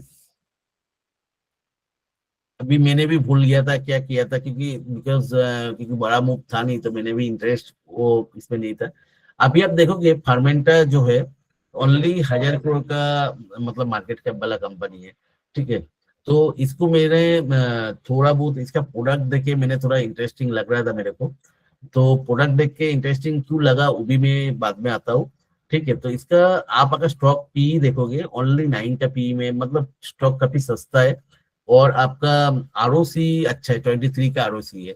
तो इस जगह पे आप अगर कंपनी का मतलब बैलेंस शीट देखोगे तो थोड़ा बहुत अच्छा खासा, देखो पहले क्या था 1%, 6% ऐसा सस्टेनेबल उतना वो नहीं था, लेकिन लास्ट 5 क्वार्टर से आप अगर ऑपरेटिंग प्रॉफिट मार्जिन देखोगे एक सस्टेनेबल 20% के आसपास घूम रहा है, ठीक है। और इस जगह पे that is also reflecting as the revenue also sustainable. देखो क्लियर कट इस जगह पे जैसे एक स्टेगनेंट हो गया था, तो वो सस्टेनेबल कंटिन्यूसली कंसेक्यूटिव 3 ईयर्स वो बढ़ रहा है, ठीक है। तो इस जगह पे ऑपरेटिंग प्रॉफिट मार्जिन भी देखो कंसेक्यूटिव 2 ईयर्स मतलब अच्छा है। तो इसका जो भी खराब हुआ था, जो 2 साल कंटिन्यूसली मतलब नेगेटिव रिटर्न, तो नेगेटिव मतलब लॉस में चल रहा था, वो तो बाहर आ गया। और नेक्स्ट ईयर भी बढ़ रहे हैं, 1 ईयर बढ़ा है उसके बाद नेक्स्ट ईयर भी बढ़ रहे हैं, सस्टेनेबल मतलब 2 साल मतलब दैट इज गुड, ठीक है। तो इसका अगर ब्रोइंग्स देखोगे, जो लोन है वो भी कंटिन्यूसली डिक्रीज कर रहा है, तो एक टाइम 2021-22 में 240 करोड़ से 112 करोड़ हो गया, तो सस्टेनेबल मतलब इसमें वो कर रहा है। दूसरा जो है, इसने प्रोमोटर्स भी मार्च क्वार्टर में 2% का ऊपर स्टेक बढ़ाया है, ठीक है। तो that is everything is very positive, promoter ऐसा ही स्टेक नहीं बढ़ाता है। तो इसका अभी आप अगर प्रेजेंटेशन देखोगे या तो इसका जो एनुअल रिपोर्ट है, मैंने एनुअल रिपोर्ट थोड़ा बहुत पढ़ा, तो उसमें एक चीज दिख रहा था, तो स्मॉल कैप कंपनीज में जो मतलब इमर्जिंग कंपनी है, इनको अगर देखोगे तो एक 2025 में एक महाराष्ट्र गवर्नमेंट से अवार्ड मिला। तो इसका मैंने उसमें देख रहा था क्या कहते हैं, जो एनुअल रिपोर्ट है, क्यों मिला इसको अवार्ड। इसको अवार्ड इसलिए मिला कि बेस्ट इनोवेटिव कंपनी। तो बेस्ट इनोवेटिव कंपनी क्या है एक्चुअली, उसमें आप देखने जाओगे तो इसका क्या प्रोडक्ट है वो देखना पड़ेगा। प्रोडक्ट ये क्या बनाता है, ये बनाता है विटामिन D3, ठीक है। तो विटामिन D3 आज के दिन में अगर देखोगे, एक इंडियन इकोनॉमी पे ना एक मेजर शिफ्ट क्या है कि मिडिल क्लास बढ़ रहा है, जो 2030 तक शायद 50% मिडिल क्लास में चला जाएगा। तो मिडिल क्लास होता है तो थोड़ा बहुत आदमी पैसा कमाता है तो उसका हेल्थ कॉन्शियसनेस बढ़ जाता है। तो हेल्थ कॉन्शियसनेस बढ़ जाता है तो इसे जो सप्लीमेंट्स होता है, फूड सप्लीमेंट, तो उसका देखना आज के दिन में मेजोरिटी आप बात करोगे, मेरा जैसे मेरा आसपास मेरा पेरेंट्स ये सब का बनता, तो मेजोरिटी आधा टाइम तो यही चला जाता है, ये किसी का डायबिटीज है, किसी का ये प्रॉब्लम है, वो ये डाइट फॉलो कर रहा है, वो डाइट फॉलो कर रहा है, ये खा रहा है, वो खा रहा है, तो ऑब्वियसली एक मतलब वो शिफ्ट है। तो विटामिन D3 क्या होता है आपका जो मतलब बोन से उसका हेल्थ करता है, और भी बोलते हैं ये एक रिसर्च निकला, तो विटामिन D3 आप कंज्यूम करोगे तो कैंसर का चांस भी कम होता है। ठीक है, तो विटामिन D3 इसने बनाता है, इसमें इंडिया का ओनली वन मैन्युफैक्चरर है, और वर्ल्ड मार्केट में भी वेरी फ्यू मैन्युफैक्चरर है जो जिसमें से ये आता है। ठीक है, तो इससे 50 कंट्री में ऑलमोस्ट एक्सपोर्ट करता है विटामिन D3। तो जो ये किसमें यूज होता है, एक तो जिसे स्टडी बोल रहे हैं, इंडिया में जो स्कूल गोइंग चिल्ड्रन है तो उसमें ऑलमोस्ट 70% जो बच्चे हैं वो विटामिन D3 मतलब उसमें कमियां पाया जाता है इंडिया और अफ्रीका में। तो इंडियन में तो D3 जैसे फूड सप्लीमेंट से सबका मतलब इंटेक तो बढ़ रहा है उसलिए। और दूसरा जो है, ये सिर्फ ह्यूमन न्यूट्रिशन नहीं, इसका विटामिन D3 जितना वर्ल्ड वाइड प्रोड्यूस होता है उसका 40% एनिमल न्यूट्रिशन में भी जाता है। तो विटामिन D3 देखो ये क्या होता है आज के दिन में आप देखोगे, और एक चीज अगर आप देखोगे तो देखना कोई भी बड़ा फार्मा कंपनी, जो भी हम लोगों को जान पहचान वाला फार्मा कंपनी आप देख लो, जाइडस से लेके सिप्ला से लेके ईच एंड एवरीथिंग देख लो, एक डिवीजन अलग से खोल दिया, that is called wellness division. तो ये वेलनेस डिवीजन क्या करते हैं, तो ये वेलनेस डिवीजन वही करते हैं, फूड सप्लीमेंट्स वगैरह ये सब बनाते हैं, प्रोटीन पाउडर बनाते हैं, एनर्जी ड्रिंक्स बनाते हैं, फूड सप्लीमेंट ये वो ऐसा करके एक डिवीजन बना दिया। ठीक है, जो बनाता है, तो अभी ये सब कंपनी क्या करते हैं, फाइनल प्रोडक्ट्स बनता है, तो इसका रॉ मटेरियल जो लोग सप्लाई करते हैं, अभी सोचो कोई भी विटामिन D से रिलेटेड फूड सप्लीमेंट्स या तो उसका मेडिसिन या तो कुछ भी बना रहे, तो खरीदेगा किसके पास से, खरीदेगा यही कंपनी के पास से, क्योंकि मैन्युफैक्चरर तो एक दो ही है। और दूसरी बात, अभी तक विटामिन D3 जो मिलता है दैट इज एनिमल सोर्स, अभी एक कंपनी में एक मतलब, और उसलिए मेजोरिटी इंडिया जिधर 50% लोग वेजिटेरियन है, तो उस सब कंट्री वैसा मतलब जगह में तो एनिमल सोर्स से विटामिन D3 बनाया गया, तो उसमें मतलब लोग थोड़ा सा हिचकिचाएगा। लेकिन ये कंपनी में लास्ट ईयर एक प्रोसेस डेवलप किया जिसमें मतलब प्लांट सोर्स से मतलब D3 बना रहे। ठीक है यार, उसके जो ये जो प्लांट सोर्स से बना रहा है, ये जो मतलब प्रोसेस है उसका पेटेंट के लिए भी डाल चुका है, और ये जो मतलब प्लांट सोर्स से बना है इसके लिए इसको महाराष्ट्र गवर्नमेंट का अवार्ड मिला, जे बेस्ट इनोवेटिव कंपनी। तो ऑब्वियसली देखो आज के दिन में इसका सब कुछ अच्छा दिख रहा है, और विटामिन D3 मतलब वर्ल्ड वाइज एक प्राइस का भी बढ़ रहा है, और इसके इसने 50 कंपनी में एक्सपोर्ट करते हैं। और इसके साथ देखोगे बैलेंस शीट भी थोड़ा बहुत साथ दे रहा है, और इसका आप एनुअल रिपोर्ट पढ़ोगे सिर्फ विटामिन D3 नहीं है, और भी बहुत सारे विटामिन प्लांट सोर्स से इसने बना रहे हैं, विटामिन K1 और भी जो आने वाला दिन के लिए। और दूसरा सिर्फ विटामिन में ये रह नहीं गया, इसको क्या है, ये जो ये सब मटेरियल क्या है, बायोडिग्रेडेबल, मतलब आप सोचो बायोलॉजिकल मटेरियल से। ठीक है, तो ये प्रोसेस में इसको मास्टरी आ गई है। तो इसने क्या किया, तो वाटर जो स्वेरेज जो ट्रीटमेंट होता है ना, उसका जो मतलब स्टेप्स होता है, पहले केमिकल्स यूज होता है, अभी बायोडिग्रेडेबल मटेरियल्स यूज हो रहे हैं, बायोलॉजिकल कंपोनेंट्स डेवलप करके वो डाल के उसको वाटर को क्लीन कर देते हैं स्टोरेज में। तो इसको जो 3 स्टेज वाटर क्लीनिंग है उसका हर स्टेज के लिए जो बायोलॉजिकल क्लीनिंग एजेंट्स है वो भी इसने बनाया है, और उसका भी अच्छा खासा मार्केट कैप्चर कर रहा है। तो वाटर ट्रीटमेंट सबको पता है जो आज के दिन में कितना इंपॉर्टेंट है, तो वो फील्ड में भी एक मतलब बायोलॉजिकल इंग्रेडिएंट्स वो बना रहे हैं, जो कंजम्पशन उसका भी बढ़ रहा है। तो ऑब्वियसली ये कंपनी देखो एक 2 साल तक लॉस में था, तो एक खराब स्टेज से तो गुजर रहा था। तो इसने अभी क्या हुआ देखेंगे, लास्ट 2 ईयर से इसका जो ऑपरेटिंग प्रॉफिट मार्जिन अच्छा खासा स्टेबल कर रहा है 5-6 क्वार्टर से। और दूसरी बात है, इसका जो मतलब इनोवेशन के लिए इसको अवार्ड मिल रहा है, और ऑब्वियसली मिलना भी चाहिए, क्योंकि प्लांट ग्रेड मतलब लेवल से इसने मतलब प्रोसेस डेवलप किया। और विटामिन D3 का वर्ल्ड वाइड एक मतलब डिमांड इसके पास ऑलरेडी है, और इंडिया बेस्ड डिमांड भी बढ़ रहा है, क्योंकि that is because of middle class. ठीक है, और जो भी फार्मा कंपनीज है, जो भी है, जो वेलनेस डिवीजन है, उसको ऑब्वियसली, क्योंकि इंडिया में अगर 70% बच्चा दिख रहा है जो मतलब उसके विटामिन D3 का मतलब कमियां है, तो ऑब्वियसली आने वाला दिन पे विटामिन D3 का उसका जो टैबलेट्स है या तो उसका एनरिच फूड्स मतलब ये जो ओल्डेज डिवीजन है वो बनाएगा, तो बनाएगा तो रॉ मटेरियल यही कंपनी से आएगा, तो अच्छा खासा विजिबिलिटी दिख रहा है। और इसका मैंने बहुत सारे न्यूज आर्टिकल्स भी इसका वेबसाइट में देख रहा था, उसमें एकदम क्लियर कट बहुत अच्छा मैनेजमेंट भी बहुत पॉजिटिव है, मतलब एनुअल रिपोर्ट में भी उसने वो लिखा है, ये क्लियर कट एक ग्रोथ पाथ तो लोग दिखा रहा है जी आने वाला दिन पे इसका अच्छा है। तो मैंने बहुत ज्यादा एक्सपेक्ट नहीं कर रहा हूँ जी बहुत ज्यादा लाखों करोड़ का 2 लाख 3 लाख करोड़ का कंपनी हो जाए, लेकिन ये 1,000 करोड़ का मार्केट कैप है, 10,000 करोड़ का भी मार्केट कैप हो जाए तो हमारे लिए तो 10 गुना बन जाएगा। ठीक है, तो तो इसे मतलब बाहर के जगह पे मतलब जर्मनी में भी एक प्लांट एक्विजिशन किया, ठीक है, तो उससे भी अच्छा खासा मतलब रेवेन्यू आ रहा है। तो इससे देखो एक्सपेंशन दोनों तरह का होता है, एक तो एक्विजिशन करके हो सकता है, उसमें उतना टाइम नहीं जाता है। तो जो भी है ओवरऑल देखो आप अगर देखोगे हर चीज इसके हिसाब से, जितना मैंने प्रोडक्ट के हिसाब से बोला या तो नया प्रोडक्ट में जा रहे हैं, नया सेगमेंट्स में जा रहे हैं, ये सब दिख से अगर देखने जाओगे तो अच्छा है। चार्ट अगर देखोगे, चार्ट में ऑब्वियसली जो मैंने बोलता हूँ ना, मेरा सारे मतलब चेकलिस्ट इसमें फुलफिल नहीं हो रहा है।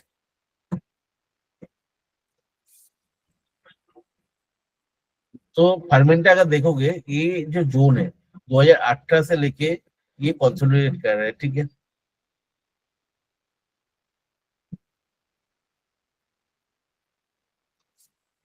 तो अभी चार्ट में आप अगर देखोगे इस जगह पे एक हेड जैसे फॉर्मेशन किया, उसके बाद मतलब सॉरी शोल्डर जैसे फॉर्मेशन किया, हेड जैसे फॉर्मेशन किया, इस जगह फिर से वो नया हाई जैसे मतलब उस तरह का किया जो पुराना हाई का लेवल है, उस जगह पे आके और एक हेड मतलब शोल्डर फॉर्मेशन कर रहा है।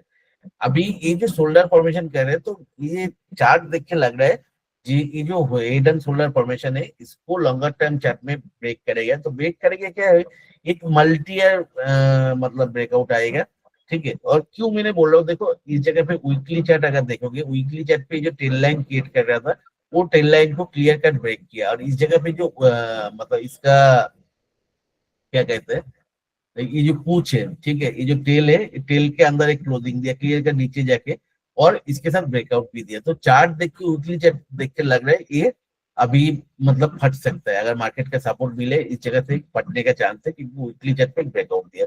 तो ये फटेगा तो इस जगह तक आके फिर से इसको एक रिटेस्ट कर सकते हैं 300 का, 310 या तो 320 से लेकर 40 तक।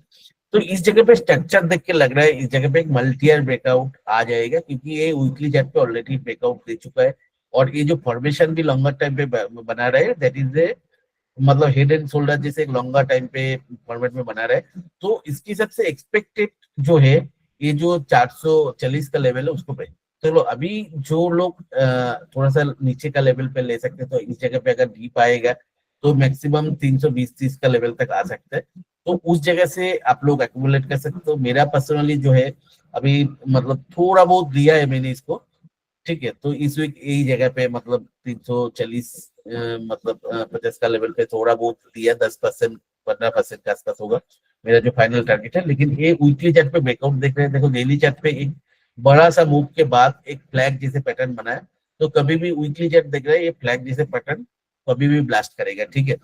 तो ओवरऑल चार्ट स्ट्रक्चर मंथली बोलो वीकली बोलो, तो ये जो मतलब ओवरऑल स्ट्रक्चर देख रहे हैं, वीकली चार्ट पे ब्रेकआउट है, डेली चार्ट बुलिश है, मंथली चार्ट पे अभी भी ऑल टाइम मतलब ये जो मल्टी ईयर ब्रेकआउट है वो आया नहीं। जो सेफ प्लेयर है, सेफ खेलना चाहते हैं, तो वो लोग क्या कर सकते हैं, मल्टी ईयर ब्रेकआउट के लिए वेट कर सकते हैं, और उसके बाद शायद 500 550 जाएगा, लेकिन वो अल्टीमेटली फिर से आएगा ये जो उनको रिचेस्ट करने के लिए, क्योंकि ये जो मल्टी ईयर ब्रेकआउट होता है ना, वो मल्टी ईयर ब्रेकआउट के बाद तो एक मतलब शूट आउट तो करते हैं, लेकिन अल्टीमेटली नेक्स्ट 5-6 महीने में जो ब्रेकआउट जोन है तो उस जगह पे आ सकते हैं। तो इतना जल्दी करने की कोई जरूरत नहीं इसमें, आप लोगों को अगर शॉर्ट टर्म मूव चाहिए तो इस जगह पे लोग एंट्री कर सकते हैं, ठीक है। तो उस जगह पे से शायद अभी जो मूव सारी जगह पे दिख रहा है ये शायद ब्रेकआउट कर सकते हैं, तो उसकी हिसाब से सोचो कहाँ पे है। इस जगह से अगर 350 से 500 450 टू 500 का जोन के आसपास मूव दे, तो ऑब्वियसली शॉर्ट टर्म के लिए एक अच्छा खासा मूव मिल सकता है इस कंपनी में। तो मतलब उसके मतलब सोचो आपको 30-40% का एक मूव मिल सकता है, लेकिन अल्टीमेटली जो लोग लॉन्ग टर्म के लिए सोच रहे हैं तो वो लोगों को क्या एक थोड़ा सा डिप तो आएगा फिर से 383 मतलब 70-80 के तक, क्योंकि इसको रिटेस्ट करने आएगा वो ये जोन को। ठीक है, तो वो नेक्स्ट अभी क्या हो सकते हैं, अगर चार्ट देख के मेरे को जो प्रिडिक्शन आ रहा है, तो नेक्स्ट 1-2 महीने में ये शूट आउट करके शायद 500 तक जा सकते हैं। उसके बाद नेक्स्ट 3-4 महीने में फिर से वो रिटेस्ट करने आएगा 370 टू 360 या तो 350 जोन पे। तो जो लंबा टाइम का लोग लंबा, तो अगर जो लोग नया इस स्टॉक को देख रहे हैं वो लोग क्या कर सकते हैं, तो अभी से जो 5-6 महीने बाद जो प्रिडिक्शन आ रहे हैं जिस जगह तक आ सकते हैं, तो तब तक और भी 2 क्वार्टर का रिजल्ट मिल जाएगा, तो तब तक करेगा। मेरा जो मैं किया, मैं थोड़ा सा 10-20% लिया, चार्ट देख के थोड़ा सा अच्छा लग रहा है क्योंकि वो एक सस्टेन कर गया, तो थोड़ा सा और भी 20-25% मैं लूंगा नेक्स्ट वीक में। तो उसके बाद मैंने वो शूट आउट तक मतलब अगर ऊपर जाए तो ठीक है, अगर नीचे जाए तो फिर से लूंगा, क्योंकि मेरे को थोड़ा प्रोडक्ट और बैलेंस शीट ये सब का जो टर्न अराउंड दिख रहा है वो देख के, तो मैंने मतलब थोड़ा सा मेरे को सिक्योरिटी लग रहा है, क्योंकि वॉल्यूम डेवलपमेंट लग रहा है, तो उसके हिसाब से मेरे को लग रहा है इस जगह पे ब्रेकआउट तो दे देगा। ठीक है, तो मैंने वही बोल रहा हूँ, तो दे देगा ऐसा बोल रहा हूँ, तो कभी कहीं गारंटेड नहीं होता है। तो ये अभी क्या है, 60% चांस है, लेकिन ये अगर जो मतलब ब्रेकआउट देके इसको रिटेस्ट करने आएगा, तब भी हमारा क्या होता है, जो प्रोबेबिलिटी है वो ऑब्वियसली और भी बढ़ेगा। तो प्रोबेबिलिटी बढ़ेगा, तो जो लोग सेफ प्लेयर है लॉन्ग टर्म, तो प्रोबेबिलिटी बढ़ने के बाद ही ले सकते हैं। जो शॉर्ट टर्म कुछ मूव एंजॉय करना चाहते हैं, तो शॉर्ट टर्म मूव के लिए अभी ले भी सकते हैं, या तो इसे भी आप टारगेट थोड़ा सा ज्यादा रिस्क लेना चाहते हैं, तो उस जगह पे ऐसा कर सकते हो कि अभी पूरा एंट्री करके, ठीक है, तो उसके बाद 500 के आसपास गया तो उस जगह पे एग्जिट करके फिर से वेट कर सकते हो। लेकिन मैं उसका फेवर में कभी नहीं होता हूँ। ठीक है, मैं जब भी एंट्री करता हूँ तो सस्टेनेबल लॉन्गर टर्म के लिए देखता हूँ। तो जो भी है इस कंपनी का, मेरे को जो बोलना था, तो जो स्टडी किया था, तो उन्होंने शेयर किया था लीना जी ने लास्ट वीक, तो मैंने थोड़ा स्टडी किया, मेरे को अच्छा लगा, क्योंकि मैं स्टडी इसलिए किया, पहले से भी मैंने पहले भी इसको फॉलो बहुत दिन पहले 1-2 साल पहले कर रहा था। तो चलो, अभी आप लोगों को क्या लगता है वो आप लोग मेरे को शेयर कर सकते हो।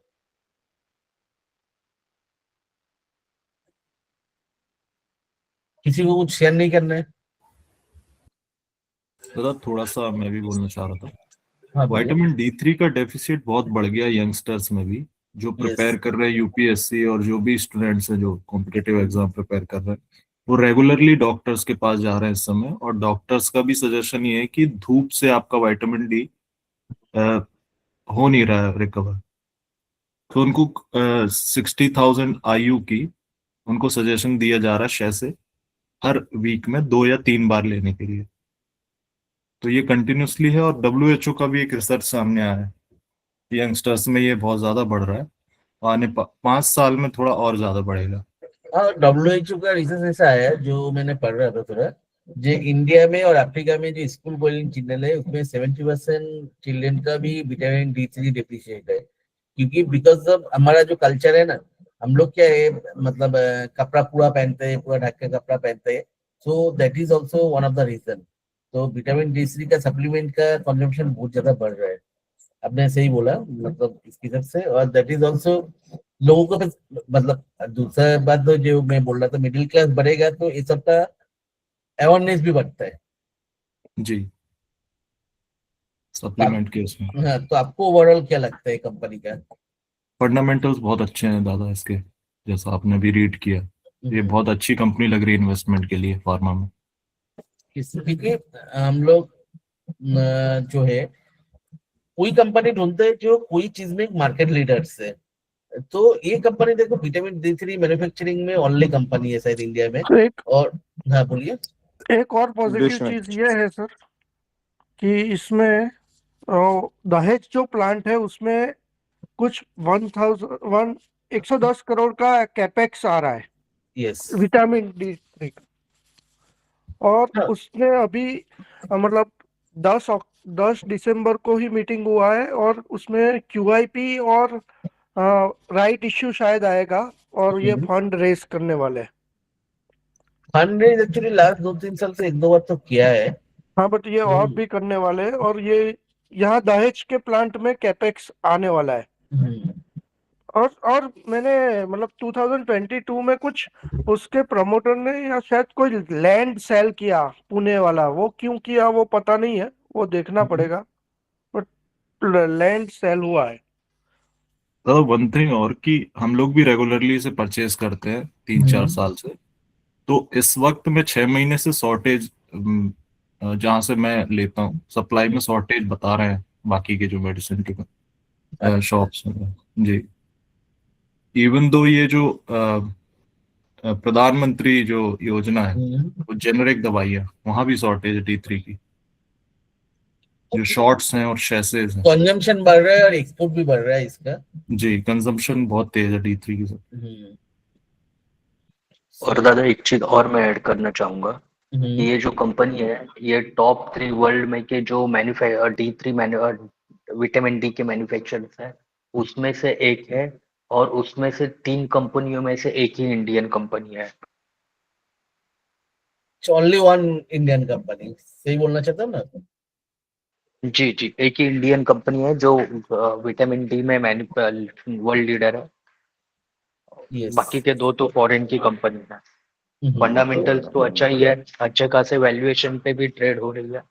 मिस हो गया 250 पे जब आई थी, लेकिन ठीक जरूरत है नहीं, देखो अभी अभी कुछ भी नहीं। हम लोग अगर 8-10 गुना के लिए देख रहे हैं जनरली उस तरह का, जो ये बहुत इनिशियल फेज पे है। 450 का अगर हम लोगों को ब्रेकआउट मिल जाता है ना, तो एक्चुअली ऐसा ब्रेकआउट मिलता है तो नेक्स्ट 5 से 7 साल में उस जगह से 20 टाइम्स तो मिल ही जाता है।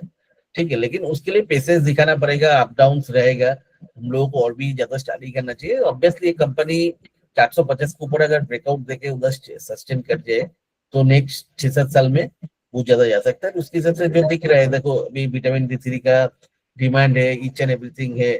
तो और सारे कंपनी, मेडिसिन कंपनी जो मैं बोल रहा हूँ, तो सारे के सारे दिख रहे हो, देखो वेलनेस डिवीजन खोल रहे हैं।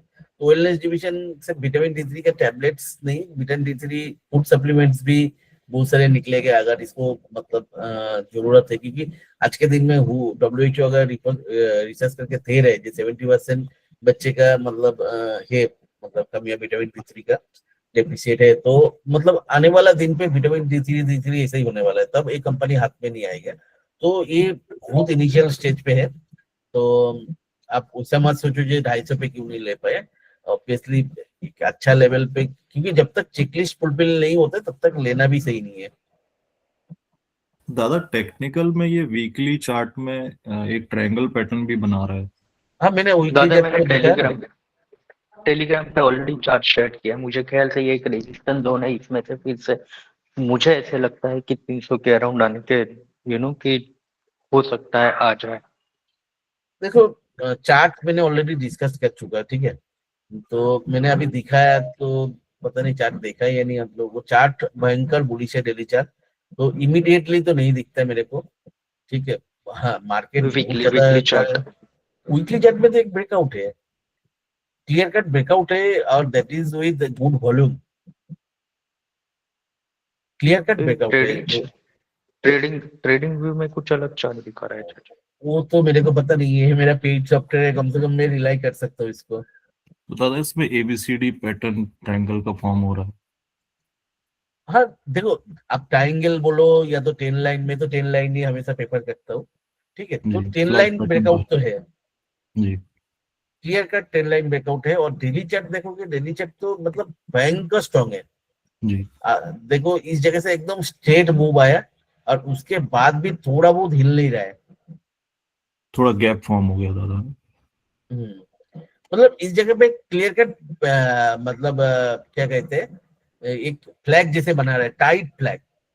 जी तो टाइट फ्लैग जब होता है ना, वो जनरली इमीडिएट, अब भयंकर वॉल्यूम है, बोलिए। तो मतलब ये तो शॉर्ट टर्म चार्ट तो अच्छा दिख रहा है। देखो अभी क्या है इस जगह पे, जैसे लोग बोल रहे हैं ये स्ट्रॉन्ग रेजिस्टेंस है, रेजिस्टेंस वैसा बात नहीं है, वो पुराना कॉन्सेप्ट है। जे जितने ज्यादा बार कोई रेजिस्टेंस जोन पे जाएगा उतना स्ट्रॉन्ग होगा, वैसा नहीं है। जितना ज्यादा बार जाता है वो रेजिस्टेंस उतना वीक होता है। जी और चेक ये हो क्या है, देखो शॉर्ट टर्म में 3 बार आ गया, ठीक है। तो इस जगह पे मतलब वीकली चार्ट पे एक ब्रेकआउट दिया ऑलरेडी, और डेली चार्ट जो मतलब लंबा एक मूव दिया, ठीक है। इस जगह पे मतलब कितना लंबा मूव दिया, तो उसके बाद कंसोलिडेशन कर रहे हैं, मतलब अच्छा खासा स्ट्रेंथ दिखा रहे हैं, ठीक है। तो अभी मेरे हिसाब से एक शॉर्ट टर्म मूव तो आएगा, अभी नहीं आएगा तो क्या करेंगे, नहीं आएगा तो अच्छा है, हम लोग नीचे लेंगे इसको। दादा करेक्ट कह रहे हैं आप, मिलेगा मौका नीचे भी। मेरे को अभी नहीं लग रहा है, मैं सही में बोलूं, मेरे को अभी मौका नहीं लग रहा है। मेजर मैक्सिमम टू मैक्सिमम अगर मौका मिले तो 320-30 तक, जी क्योंकि इस जगह पे सपोर्ट आ रहा है। तो लेकिन मतलब क्या वीकली चार्ट पे भी देखो ब्रेकआउट दिया ना, तो शायद इधर तक आके वीकली चार्ट को रिटेस्ट करने आ सकता है। तो ज्यादा से ज्यादा ये 320 या तो उससे ज्यादा तो नीचे मेरे को नहीं लगता है। लेकिन ओवरऑल मेरे को 2-3 महीने में जो लग रहा है जो 500 के आसपास आ सकता है। ठीक है, तो 500 के आसपास आएगा तो, क्योंकि वीकली चार्ट पे ब्रेकआउट दिया तो इसको ब्रेकआउट देने का चांस अभी 90% है। ठीक है, तो ऑल टाइम हाई को ब्रेकआउट देगा। और जिस हिसाब से अभी फॉर्मेशन मतलब बड़ा मूव बना ना, स्ट्रॉन्ग मूव बन रहा है, तो मेरे हिसाब से इस बार शायद दे दे इसको। नहीं देगा तो कोई बात नहीं है, थोड़ा सा टाइम लेंगे। तो मैंने कहा पूरा मैक्सिमम टू मैक्सिमम मैंने अगर 320 मिले तो ऑलरेडी 15% के आसपास मैंने इन्वेस्ट किया, और 15-20% 30% करेंगे। 50% के ऊपर अभी मैं नहीं करूंगा, क्योंकि मेरा चेकलिस्ट पूरा फुलफिल नहीं हुआ। चेकलिस्ट है वो मेजर एक चेकलिस्ट है, मल्टी-ईयर ब्रेकआउट होना चाहिए। तो उसके बाद टाइम मिलेगा सबको। ठीक है, अभी इसको मल्टी-ईयर ब्रेकआउट करके भी ऊपर जाए तो फिर से ये जोन को रिटेस्ट करने आएगा, क्योंकि ये देखो एक स्ट्रॉन्ग रेजिस्टेंस है बहुत जगह से। ठीक है, तो ये रेजिस्टेंस को तोड़ के ऊपर जाएगा तो उस जगह पे बहुत सारे पेंडिंग बाई ऑर्डर्स भी रह जाते हैं, तो वो एक बार रिटेस्ट करने आता है उस जगह को। ठीक है, तो वो नो डाउट उस जगह पे आएगा। तो हम लोगों को 5-6 महीने मिलेगा, इसको एक्यूमुलेशन करेंगे 5-6 महीने 7 महीने मिलेगा। तो नो डाउट जो इमीडिएटली हाथ से बात जाएगा। हाँ, मैंने जो चार्ट पैटर्न शॉर्ट टर्म्स के लिए बन रहा है, ठीक है, तो आने वाला 5-6 साल में एक बड़ा कंपनी बन सकता है। लेकिन उसके लिए जो मेजर कंफर्मेशन है 450 के ऊपर क्लोज देना, वो बाकी है। ठीक है, दादा एक और कंपनी है सेम फील्ड में, डिशमैन कार्बोजेन, वो भी विटामिन D3 बनाती है, बट अदर प्रोडक्ट्स बनाती है, मगर वो बनाती है। उसका पी थोड़ा सा इसके मुकाबले ज्यादा है, 25 के करीब का उसका पी है, but that is also good company. ये डिस्पन फार्मा का होता है उस हाँ, ये व्यास फैमिली का डिशमैन कार्बोजेन। इसका। देखो अभी पता नहीं क्या है, जो मैंने जस्ट देख रहा हूँ, इसमें ROC सिर्फ 2 का है। ऐसा कंपनी मैंने कभी इंटरेस्टेड नहीं होता हूँ जिसका ROC 2 का है। तो 100 रुपया लगा के 2 रुपया कमा रहे, वैसा कंपनी में सही में मैंने इंटरेस्टेड नहीं होता हूँ। रिजर्व क्योंकि बहुत ज्यादा है इस कंपनी का, बहुत कुछ पुराना भी हो कंपनी जाए, है। मेरा देखो one of the major checklist है ROC अच्छा होना चाहिए।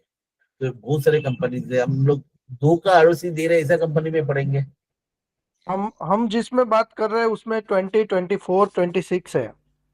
हाँ, मैंने वो नहीं बोला, उन्होंने ये डिस्पैन कार्बोजन बोल रहा था ना। हाँ देखो चार्ट तो देख सकते हैं, वैसा कुछ नहीं है। चलो शेयर कर देता हूँ, चार्ट मैंने देखा नहीं, लेकिन बैलेंस शीट देख के मेरे को पहले ये जो है डिस्पैन कार्बोजन, तो आपको आप देखोगे, देखो 2.42 का मतलब 100 रुपया का लगा के 2 रुपया कमाते हैं कंपनी। तो आप अगर सितंबर क्वार्टर का रिजल्ट भी देखोगे उसमें भी मतलब कम हुआ है। ठीक है, तो आपको 5 साल का बिजनेस ग्रोथ जो है, मैं फंडामेंटल जो भी चेकलिस्ट रखता हूँ ना, वो कोई भी फुलफिल नहीं हो रहा है। ठीक है, डेप भी बहुत हाई है, तो डेप इक्विटी रेशियो भी इसका शायद नहीं उतना ज्यादा हाई नहीं नहीं। नहीं नहीं नहीं, डेट इक्विटी ठीक है दादा, क्योंकि रिजर्व बहुत बढ़िया है। ठीक है, तो FII ने भी स्टेक कम किया, तो उल्टा है। देखो अभी फर्मेंटा जो है ना, फर्मेंटा में आप अगर देखोगे प्रोमोटर ने स्टेक बढ़ाया। ठीक है, FII ने का स्टेक तो था ही नहीं। तो जो भी है उसका 2 साल से सस्टेनेबल ग्रोथ दिख रहा है रेवेन्यू में। ईच एंड एवरी प्रोडक्ट अच्छा है, और तो और उसका ROC भी देखोगे लास्ट 2 साल से सस्टेनेबल ROC 20 के ऊपर है। ठीक है, तो मतलब और उसके हिसाब दादा से बुक बहुत अच्छा है। वैल्यू के नीचे ट्रेड कर रहा है, बुक वैल्यू 400 रुपए मैंने का तो है। बुक वैल्यू नहीं देखता हूँ। ठीक है, कभी मैं बोलते हुए मेरे को नहीं सुना, लेकिन मैं हमेशा वो तो देखता हूँ। ठीक है, आपको ROC मेरे लिए बहुत इंपॉर्टेंट पैरामीटर्स है। 540701 इसमें जो आई देखो नो आप अभी देखते नहीं है, मुकुल महावीर अग्रवाल का भी इसमें 5% मैंने स्टेक है। मैंने सोचो क्या है, कौन ले रहे हैं नहीं ले, मैंने सही में किसी का नहीं देख फॉलो हाँ करता मालूम हूँ। है मेरे को, आप नहीं देखते। हाँ, क्योंकि मैं हमेशा कोशिश करता हूँ जितना ज्यादा ये सब चीजों से बाहर रह जाए। हाँ देखो, एक मल्टी ईयर ब्रेकआउट स्टेज पे है, लेकिन वॉल्यूम भी एकदम डाई डाउन हो गया, वो भी एक नेगेटिव पॉइंट है। तो जनरली कोई स्टॉक अगर ऊपर जाना होता है ना, तो मल्टी ईयर ब्रेकआउट का पहले से ही वॉल्यूम पिकअप करता है, जैसे फर्मेंटा में कर रहा है। जो वो देख के भी लगता है, इनफैक्ट इस जगह पे डाई डाउन हो गया। वॉल्यूम, वॉल्यूम में कोई भी चेंज नहीं है लास्ट 5 साल से। तो एक्चुअली क्या होता है, जब कोई कंपनी मल्टी ईयर ब्रेकआउट देना होता है ना, वो क्या करते हैं, ये जो नीचे से मूव चालू होता है ना, उधर से एक्यूमुलेशन चालू हो जाता है, और इधर आपको वॉल्यूम का ठीक ऐसा बड़ा लेवल पे दिखता है, समझा ना। तो वो सब चीज मिसिंग है।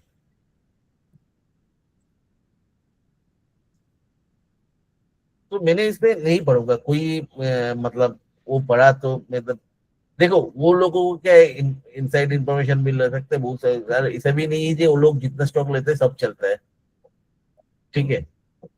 तो किसी का नहीं होता है। तो वो राकेश जूनीवाला जी गलत पढ़ता था, कितने सारे स्टॉक में उन्होंने गलत पढ़ा, तो कोई भी गलत पढ़ सकता है। तो मेरे को जो है, देखो कोई कंपनी कब नोटिस में आएगा, कोई कंपनी तब भी नोटिस में आएगा जब वो 100 रुपये लगा के अच्छा खासा कमाएगा, समझा ना। कोई भी कंपनी मैंने देखा जो चलना, एक तो वो आपको क्या कहते हैं, या तो टर्न अराउंड कंपनी होता है, जो कंपनी जिस वो सब कंपनी में मैंने बिना आरओसी को ले लूंगा। लेकिन जो टर्न अराउंड कंपनी नहीं है, धीरे धीरे उठ रहा है, वो सब कंपनी का फास्ट एंड फॉरमोस्ट जो बड़ा बड़ा इन्वेस्टर लोग देखता है, ये कंपनी अच्छा कमा रहा है मार्केट में पैसा लगा के, तब जाके वो उसमें इंटरेस्ट होता है, ठीक है। तो उसके लिए वो आरओसी में पिक तो दिखता ही है। तो बोलिए और कुछ।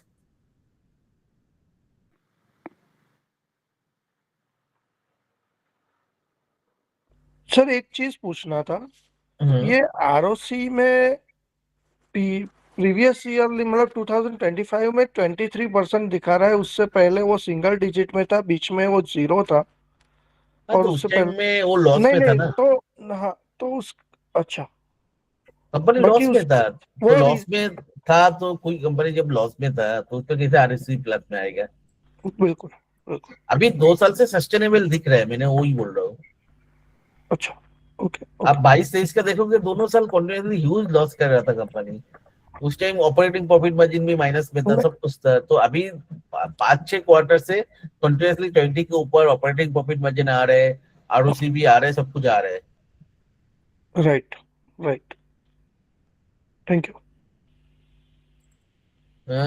ठीक है। तो और एक कंपनी काफी ज्यादा लोगों ने पूछ रहा था, तो वो कंपनी के बारे में मतलब और एक दो कंपनी तो मैंने स्टडी तो किया था अभी। एक रामको करके एक सर बोल रहे थे आप राम को मेरे को स्टडी करने का टाइम नहीं मिला, ठीक है। तो चलो एक कंपनी का नाम तो याद आ रहा है, तो दैट इज जयसल नेको। तो वो कंपनी भी थोड़ा बहुत टर्न अराउंड तो दिख रहा है, ठीक है। चार्ट भी बहुत अच्छा है, लेकिन अभी बहुत ज्यादा मतलब भाग गया है।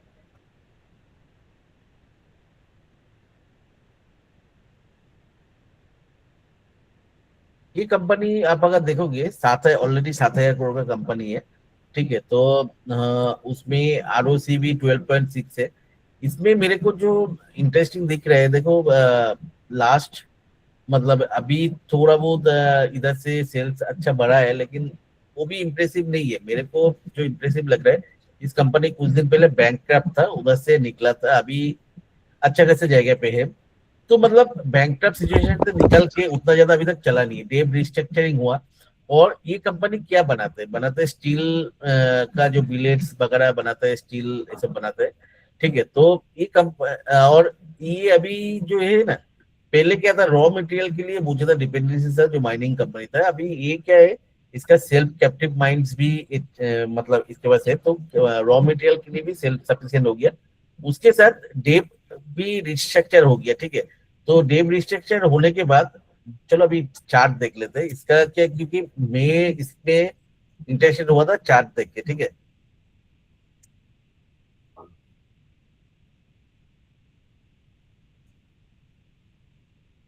देखो अभी इस जगह पे क्या है, आप अगर देखोगे, अगर 2010 से लेके इधर तक एक मतलब 2008 से एक क्लियर कट मल्टी ईयर मतलब रेजिस्टेंस था, ठीक है। उसको इधर क्रॉस करने के तो भले ही कोशिश किया था, लेकिन क्रॉस नहीं कर पाता। तो 2010 का जो रेजिस्टेंस है, उसके क्लियर कट मतलब इतने इस जगह पे क्रॉस किया, ठीक है।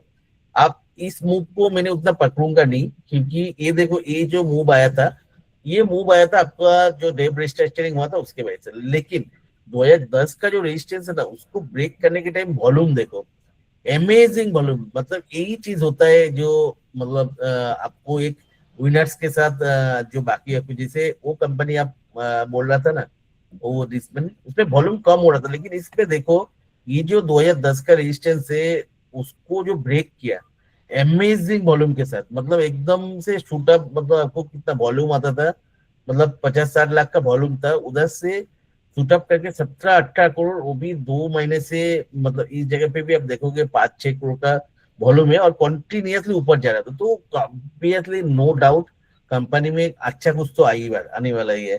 तो इस जगह पे देखोगे, इस जगह पे फिर से डेली चार्ट पे एक मतलब ब्रेकआउट जिसे फ्लैग ब्रेकआउट जिसे दिख रहा है, ठीक है, एक ट्राइंगल ब्रेकआउट भी बोल सकते हो, वो भी दिख रहा है। तो ऑब्वियसली शॉर्ट टर्म के लिए स्टॉक बहुत अच्छा लग रहा है इस जगह पे। देखो अभी शॉर्ट टर्म के लिए कहाँ तक आ सकते हैं, शॉर्ट टर्म के लिए शायद 83-84 तक फिर से आ सकते हैं। अभी 76 है, तो मतलब 10-12% का एक मूव शायद आ सकता है। लेकिन अल्टीमेटली लंबा टाइम के लिए क्या होगा, एक फिर से मेरे को दिख रहा है ये जो जोन है आपको, मतलब 55-65 ए जोन पे और एक बार आएगा, ठीक है, क्योंकि इसको रिटेस्ट तो करेगा। अभी जो भी है इसका जो हिडन कुछ तो न्यूज होगा जिसके लिए लोग इतना पागल जैसे बाई किया, ठीक है, इतना पागल लास्ट 3-4 महीने से ह्यूज वॉल्यूम। तो एक चीज तो दिख रहा था, कंपनी एक बहुत बुरा सेट पे था, उधर से निकल के आया है, मतलब बैंकक्रप्ट कंपनी निकला, ठीक है। तो उसके बाद इसका जो है प्रोडक्ट्स जो है स्टील, मतलब रॉड्स एंड बिलेट्स, और ये कास्टिंग का बिजनेस में भी है थोड़ा वो, ठीक है। अभी स्टील जो प्रोडक्शन है उसमें 90% इसका आता है, और 89% जो कास्टिंग का बिजनेस बढ़ रहा है, जो ऑटोमोटिव में कास्टिंग सप्लाई करते हैं, ठीक है। तो मतलब क्या है इसका, कुछ ना कुछ और भी अभी जो कैप्टिव माइंस भी चालू किया, सेल्फ सफिशिएंट हो गया रॉ मटेरियल, तो डेब रिस्ट्रक्चर हो गया, सब कुछ हो गया। अभी जो भी पॉजिटिव चीज है वो आना बाकी है, नहीं तो इतना तरह का वॉल्यूम शूटअप होता नहीं था। हाँ, अभी वो प्रमोटर ने उतना आसानी से भी नहीं देगा, क्योंकि इस जगह पे जो भी इतना वॉल्यूम जब आया ना, कुछ ना कुछ किसी को, देखो इस लेवल के बाद वॉल्यूम क्यों कम हुआ, इतना हाई लेवल पे नहीं करना चाहते।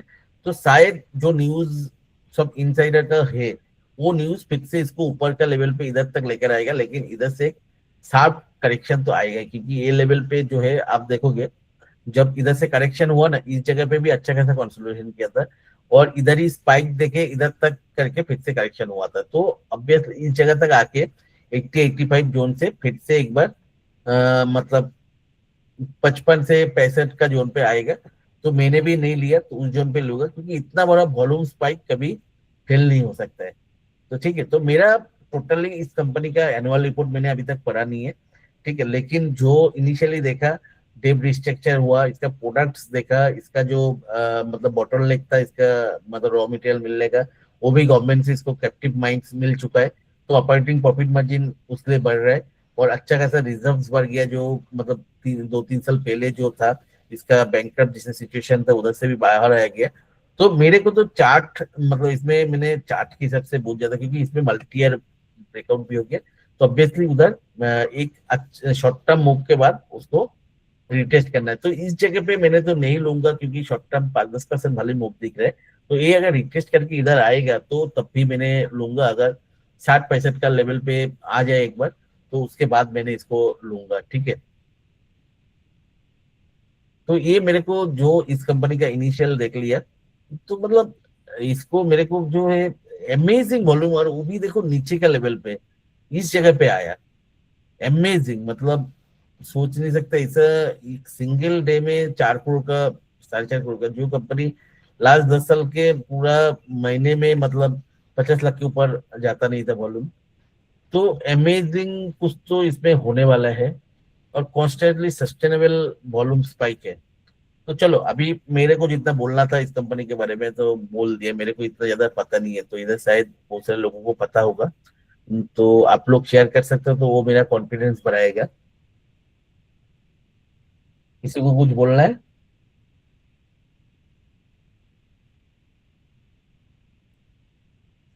किसी को कुछ नहीं बोलना है?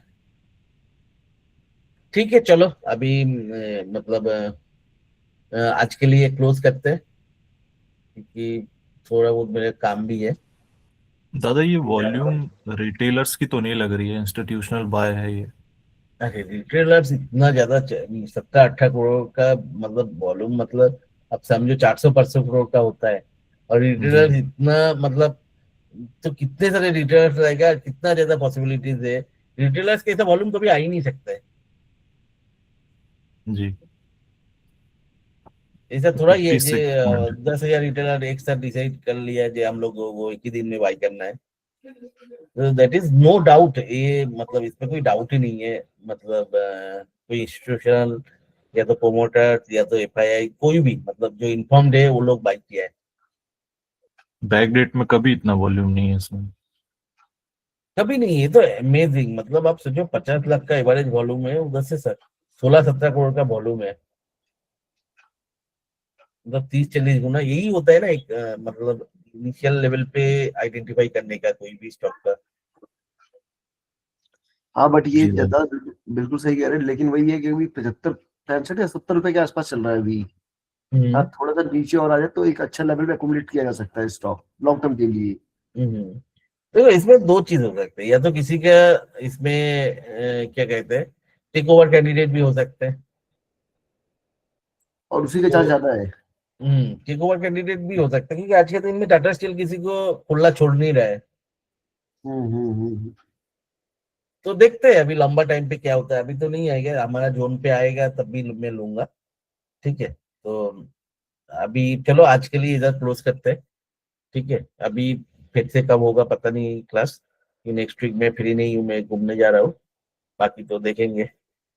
अच्छा दादा दादा। एक आज के नहीं है, बट आप एक बार GAEL का चार्ट देख लीजिए, काफी अच्छा दिख रहा है वो, गुजरात अंबुजा एक्सपोर्ट्स लिमिटेड का। ठीक काफी है, अच्छा है। देखेंगे। हाँ, एक बार देख लीजिए आप। हम्म। उसका प्रोडक्ट का भी कमोडिटी है, बहुत दिन पहले से ही मैंने एक बार लिया था उसको, और मक्के का, मेज का, 50-60 का, स्टार्च। हाँ 50-60 का लेवल से 300 का लेवल पे उस टाइम एंजॉय भी किया था। उसके बाद मैंने एग्जिट कर दिया। प्रोडक्ट काफी कमोडिटी प्रोडक्ट है, प्रोडक्ट रिलेटेड मोड उसके पास है नहीं।